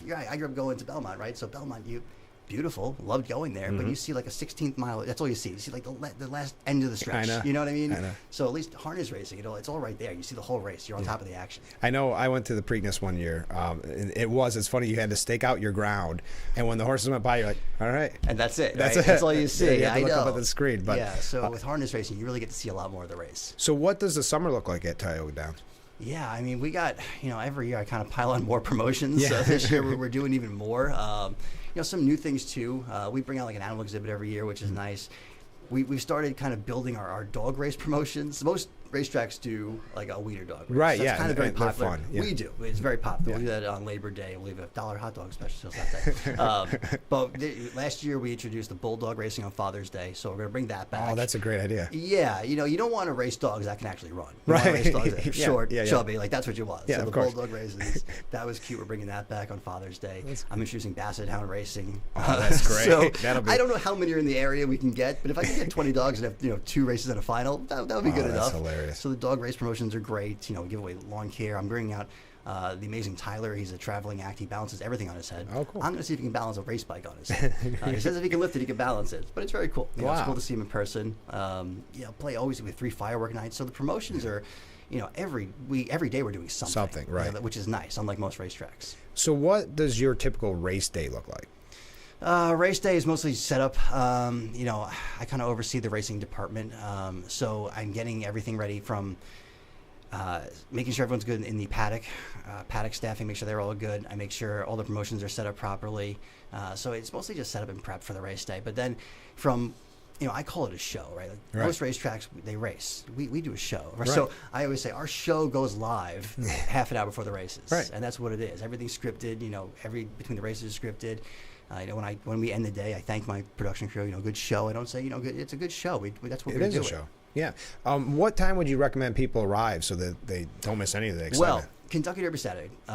Tomorrow we're going to start the Derby hat contest. Is going to start at 2. Sorry, I don't think I mentioned that. Yeah, I didn't want to bring it up. I thought maybe you got rid of it. That was my favorite part. Yes, there's so much going on. It's, a day before opening day, so my head's everywhere. The Derby hat contest starts at 2. You can check it at the Players Club for that. We're going to announce the winner. We'll line them up and pick a winner at just after the show goes live at 4:20. Okay. So you have about 2 hours to get entered in the Derby hat contest. So I would say at least get there by 2. Truth is, Kentucky Derby card starts at 10:30, and if you're a horse player, I mean the whole betting card. I think it kicks off with a maiden race going for $120,000. Isn't that crazy? It's wild how much people money. only focus on that one race, but it really is a whole day. The whole card, it's like it's an entire stakes card. You know what I mean? For the most part, it's all stakes, and these are top horses from around not just the country, the world. Right. They ship in for this day. So if you're a horse player, it's the best betting card you're ever going to get. Well, let's talk about the Kentucky Derby. When you're looking at horses, and this isn't just at the Derby, but also at Tioga, what do you look for in a horse that you're thinking about betting? I'm a big, in terms of betting a race at Tioga, where it's mostly overnight racing. We have plenty of stakes days. We have New York Sire Stakes action, probably 7 days this year. Wow. The Empire Breeders' Classic. We have a lot of good stakes action. But in terms of every day betting an overnight race, I'm a class handicapper, so I'm always looking for not just what class they're coming out of, but who was in the race. Okay. Because a certain class, I'm not going to get too technical. Sure. I'm sure a lot of your viewers might know the technicalities, but a non-winners of 3,000, that's a condition in horse racing and harness racing. It could come up very different based on who's in the race. You might have a lot of good horses that fell into it that day, or a lot of weak horses. So you really have to, if you really want to dive into handicapping, you really have to focus on who's in the race and dig into each one of those horses' past performances to see what kind of competition was in that field. And I'm a big class guy, so I look for class droppers all the time. Who's coming out of a much tougher race into an easier spot on race day. Okay. Now, how long do you spend on something like that? Depends on the card. Okay, It really does. Yeah. I put out a tip sheet every day in the program. My tip sheet's in the Tiger Downs program. We have a handicapper who gives out tips as well. I might spend about an hour on an overnight card. On a stakes card, I'll spend a lot more time. Oh, okay. Because I want to watch more replays and get trip notes and see what happened to them. Because you can't see a race program for people who have not seen it is intimidating. Yeah. Right? Oh, yeah. You've seen it. Yeah, of course. You know it can be intimidating. Yeah. But even that for a horse player is sometimes not enough. Sure. There's so much information in it, but you actually want to go back and watch replays. Right. You want to see what happened in that race. What's the old book, the race form? When you Daily Racing Form. Sure. It's crazy when you get one of those. There's a lot in there. It looks like if they gave that to you in a college course, you'd probably drop the course. Right, but like conversely, my dad showed me when I was a kid, and you learn it when you're young, and it's easy because I learned it when I was so young. Right, So that's how you got to do it. If you start your kids reading the program when they're young, it's going to be pretty easy for them. Good bedtime reading for your child. What now on Derby Day? Who are you looking? Not we don't want to give the tip away yet, but what are you looking for in a horse, or are you looking at jockeys? What's your main focus when it comes to Derby Day? Historically, and it's sad to say, and it's kind of common knowledge. Like horses coming out of aqueduct races, the Wood, for instance, like there's no farewell. Horses coming from overseas get overbet and they haven't fare well, and you always want those horses to win. I'd love to see the Dubai Derby winner win. I'd love to see the horse from Japan win. You know what I mean? But they just don't. I don't know why. And don't get me wrong. If I lose to those horses, fine. I'm happy to see. So be it. Because you want that worldwide presence. Historically, you got to be close. It's just not historically. I should say, last few years, last decade, you have to be close because. It's just the breeding has been bred for speed, and these horses, they don't stop anymore. No, historically, you say I don't want to bet the front runner. They're not gonna get swallowed up. They keep going. So it's hard to bet against those horses with early speed. Now we had a viewer comment earlier because I posed a question who they would pick, and they were talking about how great Fierceness did. Was it the Florida Derby? Florida Derby. Yeah. So, do you think, looking at the odds, Fierceness is clearly the favorite? Right. Is that smart money to you? I don't want to put words in your mouth. I mean, who are you looking at? Let's word it that way. Who are you looking at in the Derby? It's hard because you don't want to, you don't want to get married to the favorite, right? Especially, and I'm worried Fierceness. Now, look, Fierceness could win, and it would be a surprise to nobody. The horse in the Florida Derby won by the length of the stretch. It wasn't even a race. It was incredible. And you got Pletcher, John Velasquez. John Velasquez, he won the Derby with Always Dreaming, who won the Florida Derby. So it's the same path again for Fierceness this year. That was only 3 or 4 years ago. But Fierceness is going to be 5-2, 3-1 favorite. And in a race where you're going to get horses at 40-1 who have a chance to win. Right. How do you bet a horse at 3-1? You could bet a race at Tioga and get 3-1. You know what I mean? Right. And win all day. But you don't want to take the Derby horse at 3-1, So that's kind of hard. But having said that, probably the most interesting horse in the race, right? Yeah. Early speed. I just said that speed is great. Right. A horse that go to the top might not get caught. They just keep going these days, and he could be that horse. Of course, guys, the 17 post. That's a big story right now. Right. No horse won the Derby out of the 17 post. Of course, I love those stats like that. Right. Right. Yeah. I mean, does it mean anything? I don't know. But history making. He wins. You can see the headline already. Of course, but at the same time, maybe the best horse hasn't been in the 17. Yeah, post. exactly. So there's always a reason for it. Yeah. Absolutely has a chance. Yeah, so it's just going to be interesting because I'm a sucker for long shots, and if you put $2 on every long shot here, you're going to have a lot of money in that. Yeah, there's too many to bet every. Yeah, you can't just bet the field and hope to catch a price. You won't make much of a profit. It's not really the best bet. But honestly, I love back wheeling a favorite, and what that means is playing the field over a favorite. Yeah. I don't know what year it was, but there was just like a 80-1 winner. What year was that? 2 years ago. Yeah. Right, over the favorite, and the exact paid like $700. Yeah. And you just have the back wheel a favorite for a $20 bet. Yeah. You know what I mean? It's a good way to bet. So yeah. there's plenty of fun plays in the Derby. There is so many options, and that's what makes the Derby so fun, though, right? Yeah. It can be anybody's. It's the puncher's chance, right? It could be any horse, because when you have a field this large, you never know what can happen. Well, especially handicappers like myself who like to look at race shape and like to figure where the horses are during the race and how the race is going to unfold, and you try to predict that. And as a handicapper betting overnight races, when you see that, when you say, okay, these two are going to go, this is going to sit third, I think this horse has a chance, probably takes over the top of the stretch. If the speed duel unfolds and they back out of it, and you see that happen and you win, great. The race shape in the Derby is always completely different because you don't have 20 horses. You can't predict race shape when you have 20 horses. You're just doing the best you can. And if you're right, great. But yes, any horse can win the Kentucky Derby. Absolutely. What do you think, for maybe new gamblers out there, what do you think the best bet for your money is? I know this is tough questions because you kind of get in the weeds with all of this, but is there a bet that you would tell people to maybe Google search on how to do it? I mean, for my money, I tell all beginners, pick a horse and bet win place. Yeah. If you bet $5 win place, it costs you $10. Yep. And you have interest in the race. Yep. It's hard because you don't want. If I tell someone, let's bet an exacta box, for instance, right? That's the most common thing people preach. You're actually making 5 losing bets, right? You're making 6. If you bet a 3-horse exacta box, you're making 5 losing bets. So it's hard to preach, go make losing bets. Right. How do you sell that to people? Yeah. Right. It's hard to sell that. But win place, I don't like playing win place show because you get a new bettor and they go, oh, I got my show bet and they won 20 cents and they're like, they don't want to do it anymore. What's this about? Why would I bet horse racing? But win place, you got a chance to at least make a decent profit, and you're rooting one horse home. Yeah. Do you have a typical bet that you make, or does it just depend on the day? I'm a multi-race bettor. Oh, okay. So I like betting the pick 4, pick 5. And this year, we're introducing a pick 5 at Tioga. Brand new this year. Yeah, which is really nice. Yeah. In the state of New York, even though it's in discussion, the pick 4 can't carry over, but a pick 5 can. Oh. And that means when it's not hit, after takeout, 100% is carried over.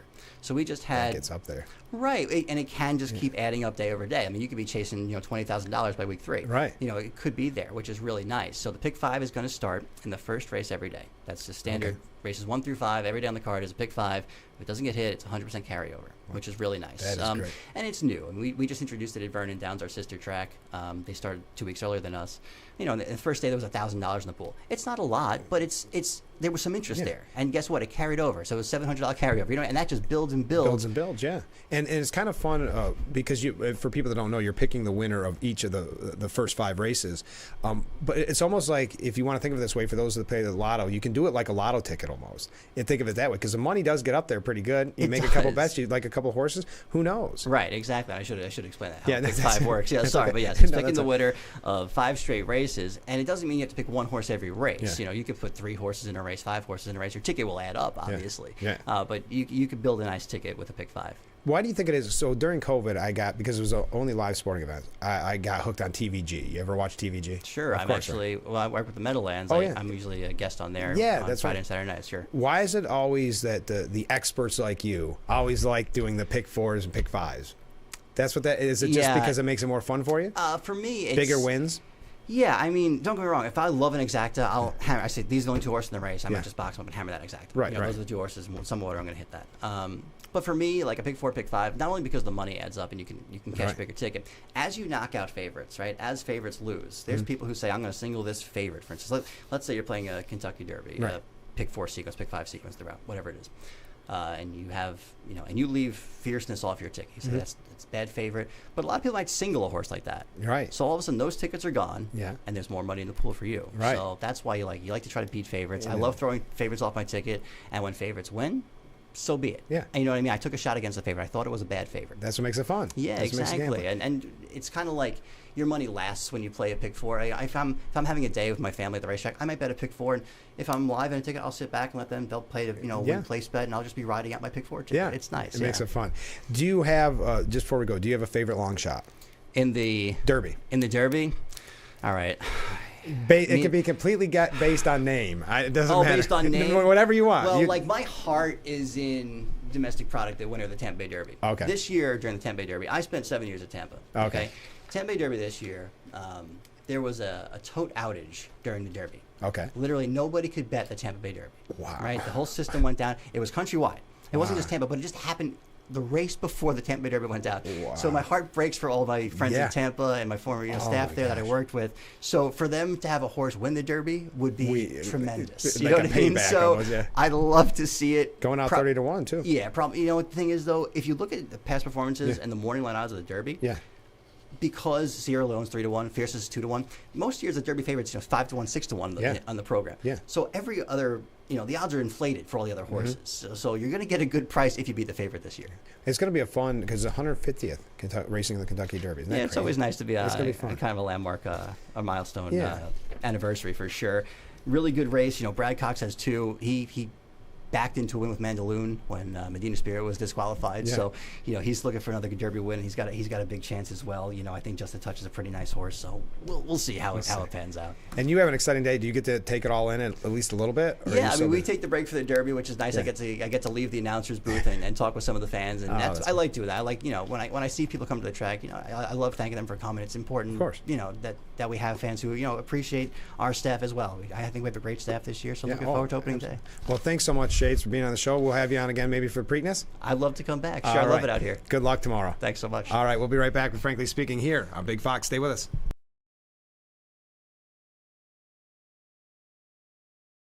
Isn't your wellness important? Don't you want more energy? Now's the best time to make every day better and relieve those achy muscles and pains than with the Hesselson's Hot Tub. Hesselson's has hot tubs in stock and available for immediate delivery with unbelievable savings. Hesselson's offers 0% interest-free financing for up to 5 full years. Hesselson's carries the only hot tub brand in the industry with the exclusive freshwater salt system that is eco-friendly and easy to use and only enhances your hot tubbing experience. Come in today and see why your next hot tub should be a Hesselson's hot tub. And remember, it's always fun to poke in the corners at Hesselson's.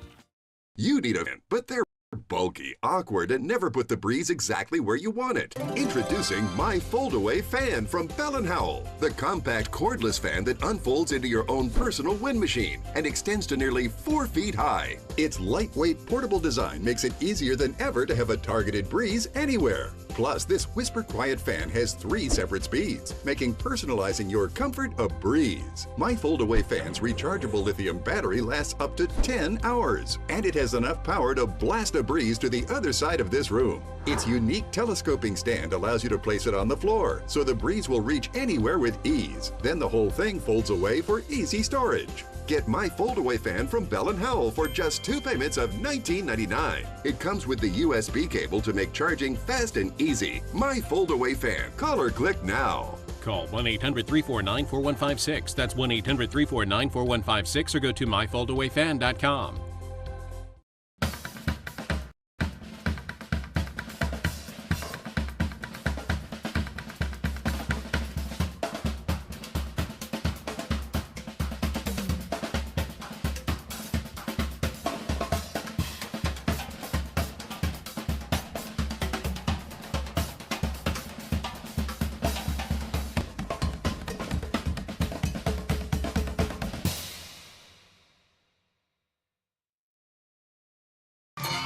Something with a diamond in it.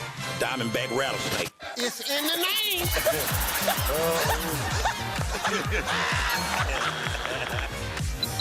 Name a low-calorie food you might make your edible underwear out of. Salmon. Watch it weeknights. Share it the next day. Wild caught Norwegian teriyaki. Share in the fun. Weeknights on Family Feud. 7 and 7:30 on Big Fox.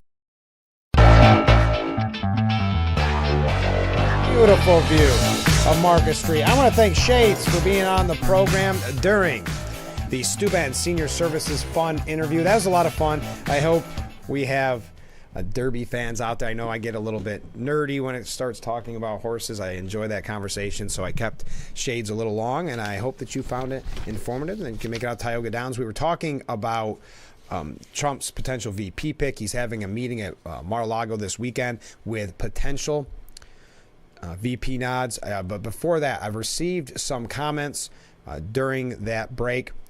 First one, this is interesting. I've had 2 people comment about this. And they're not really any kind of comment of what's going on, just why is it going on?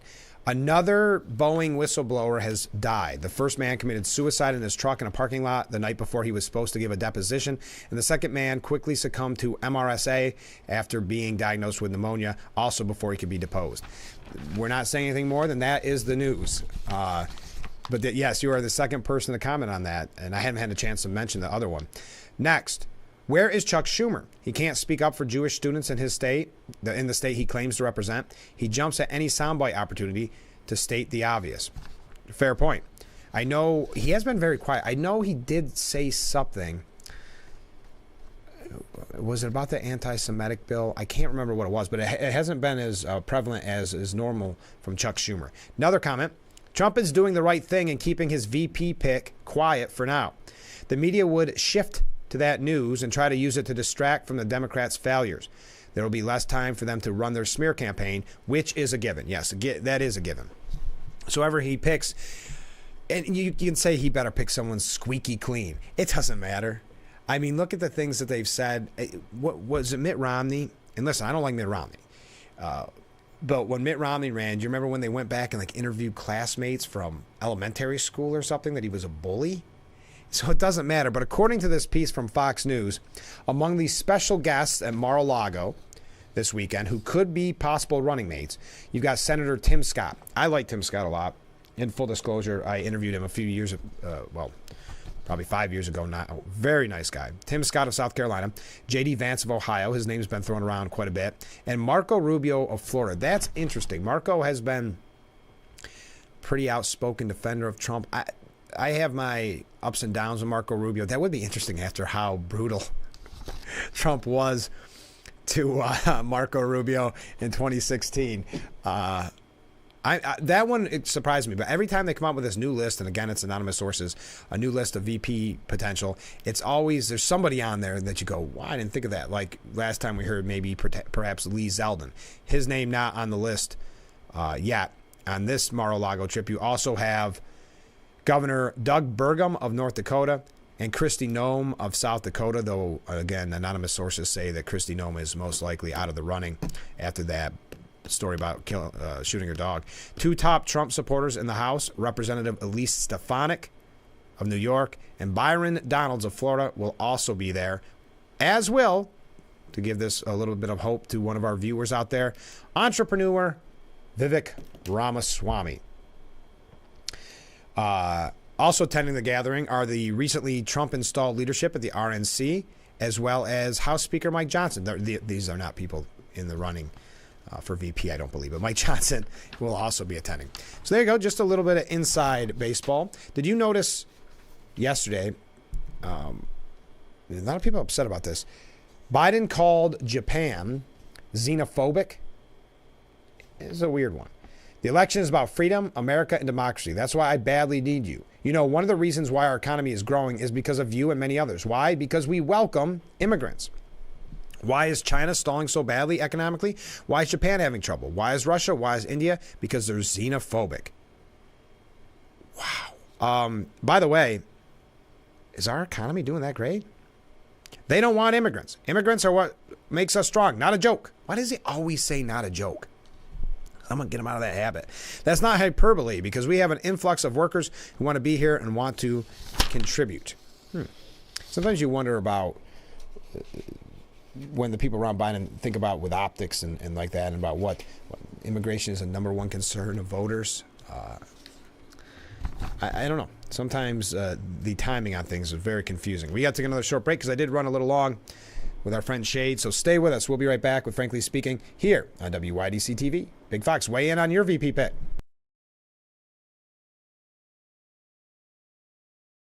Wow, you found it. I did. The History of Water Part 6? I've been dying to read this. I know, honey. I always wanted that book. At Culligan, we get that most people don't think about water like we do, and that's okay.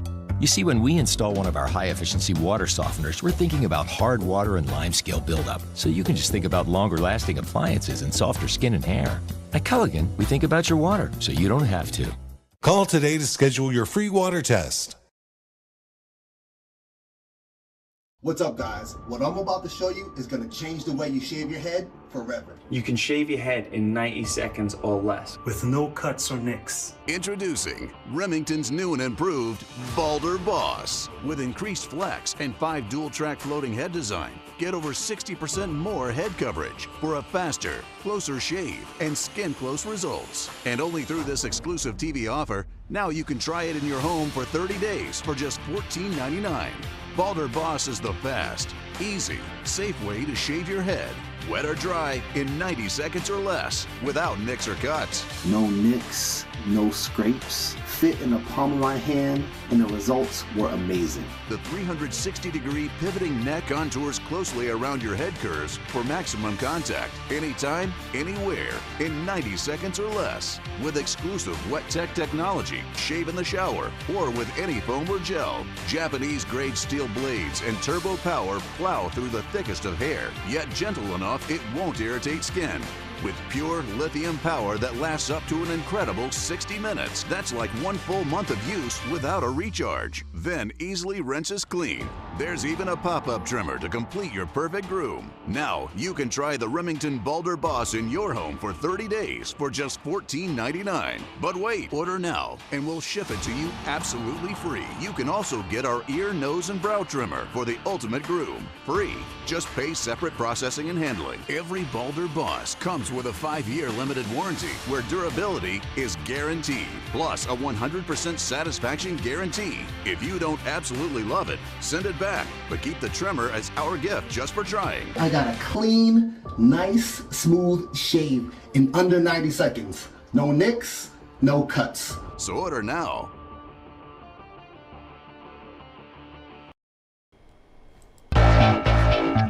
And we are back with Frankly Speaking here on Big Fox. As I mentioned earlier, if you're down on Market Street this weekend or after the program, make sure to stop by. We'll have our picture there, our painting, I should say, of Dwayne Eddy in the window. I realized I didn't give a proper introduction to, we call him Shades, that's his nickname, Andrew Dembski. That's his real name from Tioga Downs. We want to thank him again for being on the program. Comment from a viewer. Good morning, Frank. Good morning. I think Dr. Ben Carson would be a good choice for VP, as well as Sarah Sanders and Doug Burgum is interesting to me. Okay, let's go through each of those. That's a great, I think Dr. Carson is brilliant. I was just talking to somebody the other day. He gave a great speech. I want to say it was, I went and saw him of all places, Ithaca. Gave a great speech. I wonder where he's been lately. Am I missing him? And I say this seriously. Has he been giving a lot of interviews and statements? I have not seen him around in a while. I was actually having this conversation with someone not that long ago. Sarah Sanders, first of all, I think it's funny because at first when you said Sarah Sanders, I couldn't think of who you meant because I'm so used to saying Sarah Huckabee Sanders. Yes, that would be a good pick. She's a fighter. I do like Sarah Huckabee Sanders. And Doug Burgum is interesting as well. I don't know. I'll be in full disclosure. Don't know a ton about Doug Burgum. So all interesting picks. Keep those VP nods coming in. We have, where do I want to go from here? Speaking of Trump, oh wow, did you see this poll though? A plurality of a Harvard-Harris poll found that a plurality believes President Joe Biden is getting worse as president. The survey asked respondents, do you think Joe Biden is improving as president, getting worse, or staying the same? A plurality, 47%, said Biden is actually, quote, getting worse as president, while just 29% believe he is improving. About a quarter, 24%, believe he is staying the same. And a different poll, the Economist YouGov poll, shows that a majority of Americans see former President Trump as a strong leader, while most see President Biden as a weak leader, according to a poll. A majority of 58% of adults say that Trump is a strong leader, 58, including a plurality of 35% who see him as very strong. Very interesting. Trump visited a Manhattan fire department, FDNY, firehouse, to Cheers on Thursday. He delivered pizza. He went to FDNY's Engine Company 8, Ladder Company 2 in Midtown with 2 Zeno pizza boxes in hand around 5:30. The campaign had dropped off 10 boxes of different pizzas, including pepperoni. What a weird thing to add in there. Different pizzas, including pepperoni, for the hungry first responders prior to his arrival. You gotta win, one firefighter told him. Sir, save us, please, another implored. The presumptive Republican nominee for president chatted with the firefighters, posed for photos, and signed a daybook and other items during the 10-minute campaign stop. I love you all. Special people, he said, above his signature. The pizza was long gone before the New York Post caught up with the first responders. It was good. We enjoyed it. It's always special when a president shows up at a place that you work. So we've got to take another short break. Stay with us. I know, moving fast here. I can't believe this whole week's went fast. We've had such a great time. So stay with us. We'll be right back with Frankly Speaking. I'm Marianne Crawford. I've lived here for 70 years, but I do fine right here in my house, and I want to be here as long as I can be. And I feel comfortable knowing that if something happened to me, someone would know because of the cameras that are installed in various spots in my home. That has been a wonderful gift to me to be able to have that security and that support from Full Circle America, and that's what it's all about. Getting aerial video for a commercial used to be extremely expensive, but not anymore. WYDC TV Big Fox now offers the Twin Tiers amazing aerial video for your business. We do it with our state-of-the-art drone and commercially licensed aerial pilot. Beautiful HD aerial video and pictures custom-made for your commercial. Call or email now to advertise on Big Fox TV and let everyone see your business in a whole new way. Sheldon and Missy face off in Why can't we watch DuckTales? Because we don't learn anything. Book Smarts versus Street Smarts. Is it working? Are you feeling motivated? Very. It's the battle of twins. Life is so confusing. I always hoped it would be easier for me when I grew up. It's gonna be all right. You were faking. Bazinga. Young Sheldon. Weeknights at 6:30 on Big Fox. We are back with Frankly Speaking here on Big Fox, broadcasting live from the Hesselson studio on Market Street in Corning. Thank you for all the comments and the waves this morning. I think we're having a really good time. According to John McLaughlin, the voter gender gap is a bigger issue for Biden than Trump. Ever since the Democrats needed to find a small sliver of hope before Walter Mondale and his 1984 loss to Ronald Reagan, they would often point to the gender gap among voters. Yes, there was a gap. Reagan won men 62% to 38%, but also won among women 58% to 42%. There was an 8-point gap, but Mondale got crushed overall. Today, 40 years later, as Republican Donald Trump leads incumbent Joe Biden, the liberal media point to the same gulf. According to the media's 2020 exit polls, Trump beat Biden among men 53 to 45%. Biden won among women by a wider margin, 57 to 42. But the issue is more complex and nuanced than the liberal spin portrays it. Partly, marital status and education are more defining than gender for voters. More distressing to liberal Democrats are the breakthroughs for Trump among minority voters, especially men. Now, according to the recent April national poll of 1,000 likely voters for McLaughlin and Associates, among all voters, Trump leads Biden 49% to 45%. Some more recent media polls give President Trump an even bigger lead. What the liberal Biden spinners fail to mention is that among all men, Trump leads 54 to 41, up a net 6 points from 2020. But among women, Trump has cut Biden's 15-point lead in 2020 to a mere 4 points. Biden barely wins 48% to 44. Sure, there's a gap, but not one that will make a difference. The gender gap is more a Biden deficit among men rather than a Trump deficit among women. This is a lot different than what you're hearing in the media.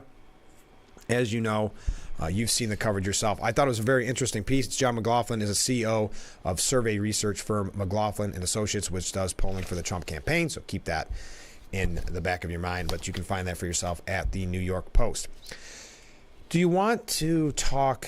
I don't really want to talk about the hush money trial unless you want to. Let me know. I think you've seen the coverage elsewhere. I'm sure you're good on that. Did you see that Lindsey Graham? This is where we're going to get a little wacky here on the Friday edition at the end as we try to breeze through some things before we run out of time. Lindsey Graham has to turn over his phone. This guy can't catch a break. His phone might have been hacked by someone that was impersonating Chuck Schumer. Lindsey Graham relinquished his cell phone to authorities after communicating with someone who impersonated Senate Majority Leader Chuck Schumer. The sergeant at arms is investigating a possible hack of Senator Graham's phone, his spokesperson said. On Monday, the sergeant at arms reportedly warned members of a phishing scheme. Graham, who's 68, recounted the ordeal during a discussion about artificial intelligence. You know, my phone is in the hands of the FBI now. So I get a message, I think, from Chuck Schumer. It ain't from Schumer. And next thing you know, my phone's, I don't know what. Anything you can create apparently can be hacked. What's interesting is Schumer's known for using a vintage flip phone. Interesting. That used to be the case. Do you remember this? In 2015, former President Donald Trump revealed his cell phone number, meaning Lindsey Graham's cell phone number, to the world as the two barely sparred on the campaign trail. Do you remember that? Graham later cut a video of himself using samurai skills while obliterating his old flip phone, slashing it with a kitchen knife, burning it, and tossing it to the blender, among other acts of destruction. Notably, it is possible to change phone numbers without destroying the original cell phone. Boy, that was a funny time. All right, let's take our last break, and we're going to wrap things up. A couple other questions to get to at the end. Love to hear from you. Get your choice in for VP. What do you think would happen if Cuomo decides to face Hochul in 2016, or do you think he should go a different avenue? What would you assume he's going to run for? Maybe I should put it that way. And I think that's enough questions for one day. Though, if you do want to make your pick just based on the name, who do you like for the 150th running of the Kentucky Derby? We heard from Shades, and he's got a couple of thoughts. I do have to say, there's a few, just based on pure name. I like the name Catching Freedom, and I also like the name Forever Young because of the Bob Dylan song. And I don't know. Fiercelessness, obviously the clear favorite. All right, we just got another wave, and let's take a short break. We'll be right back with Frankly Speaking here on WYDC TV, Big Fox.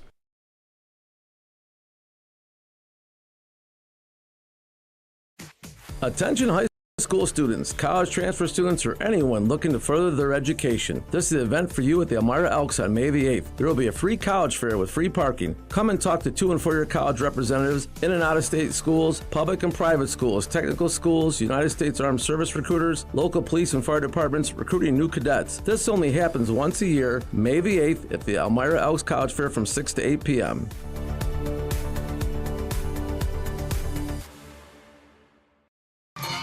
Something with a diamond in it. Diamondback rattlesnake. It's in the name.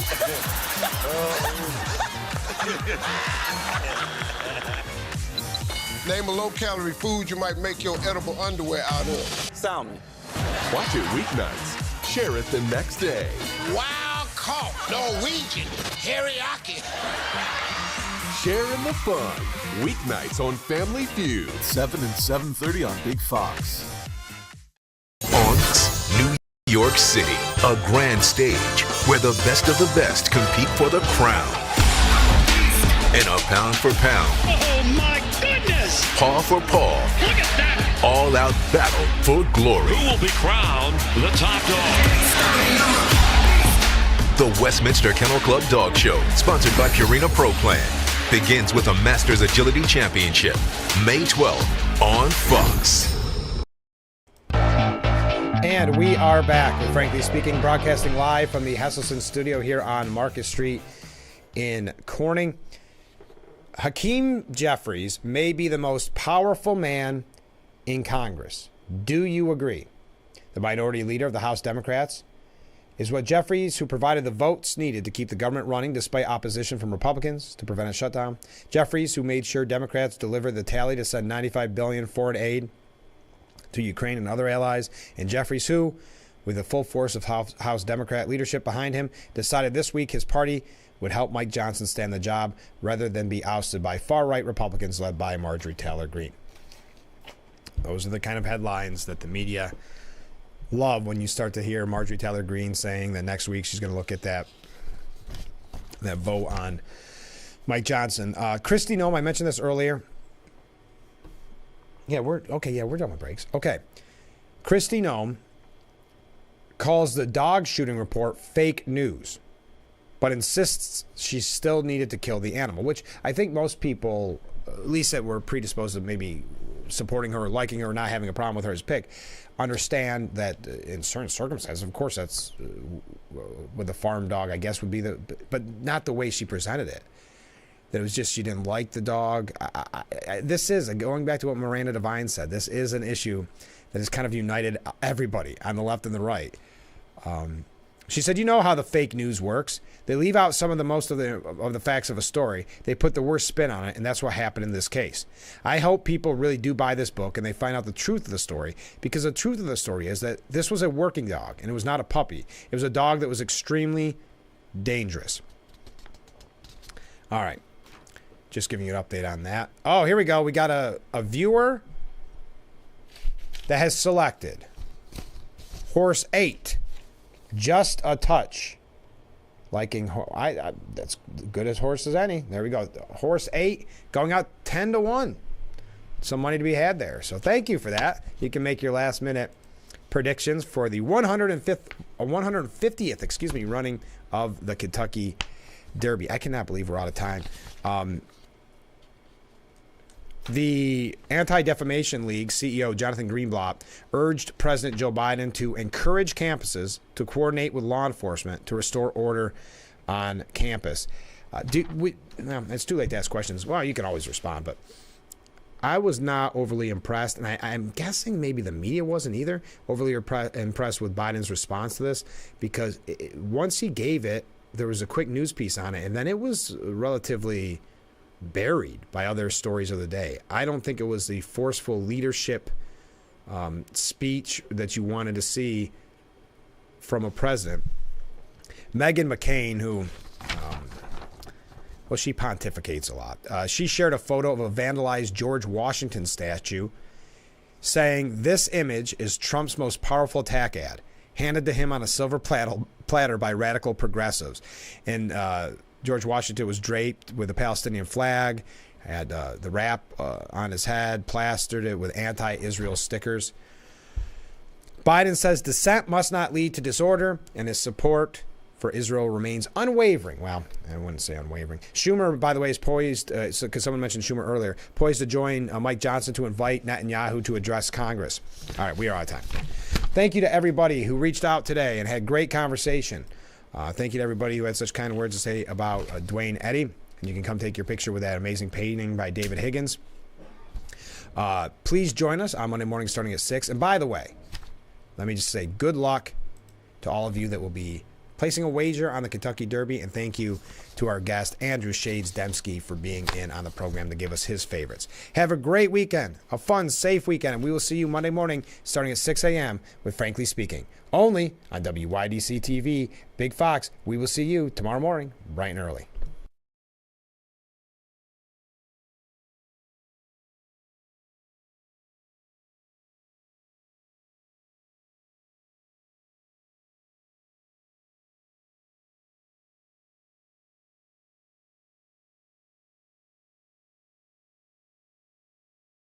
It's a new season of Sherry. Having a good time has always been my #1 goal.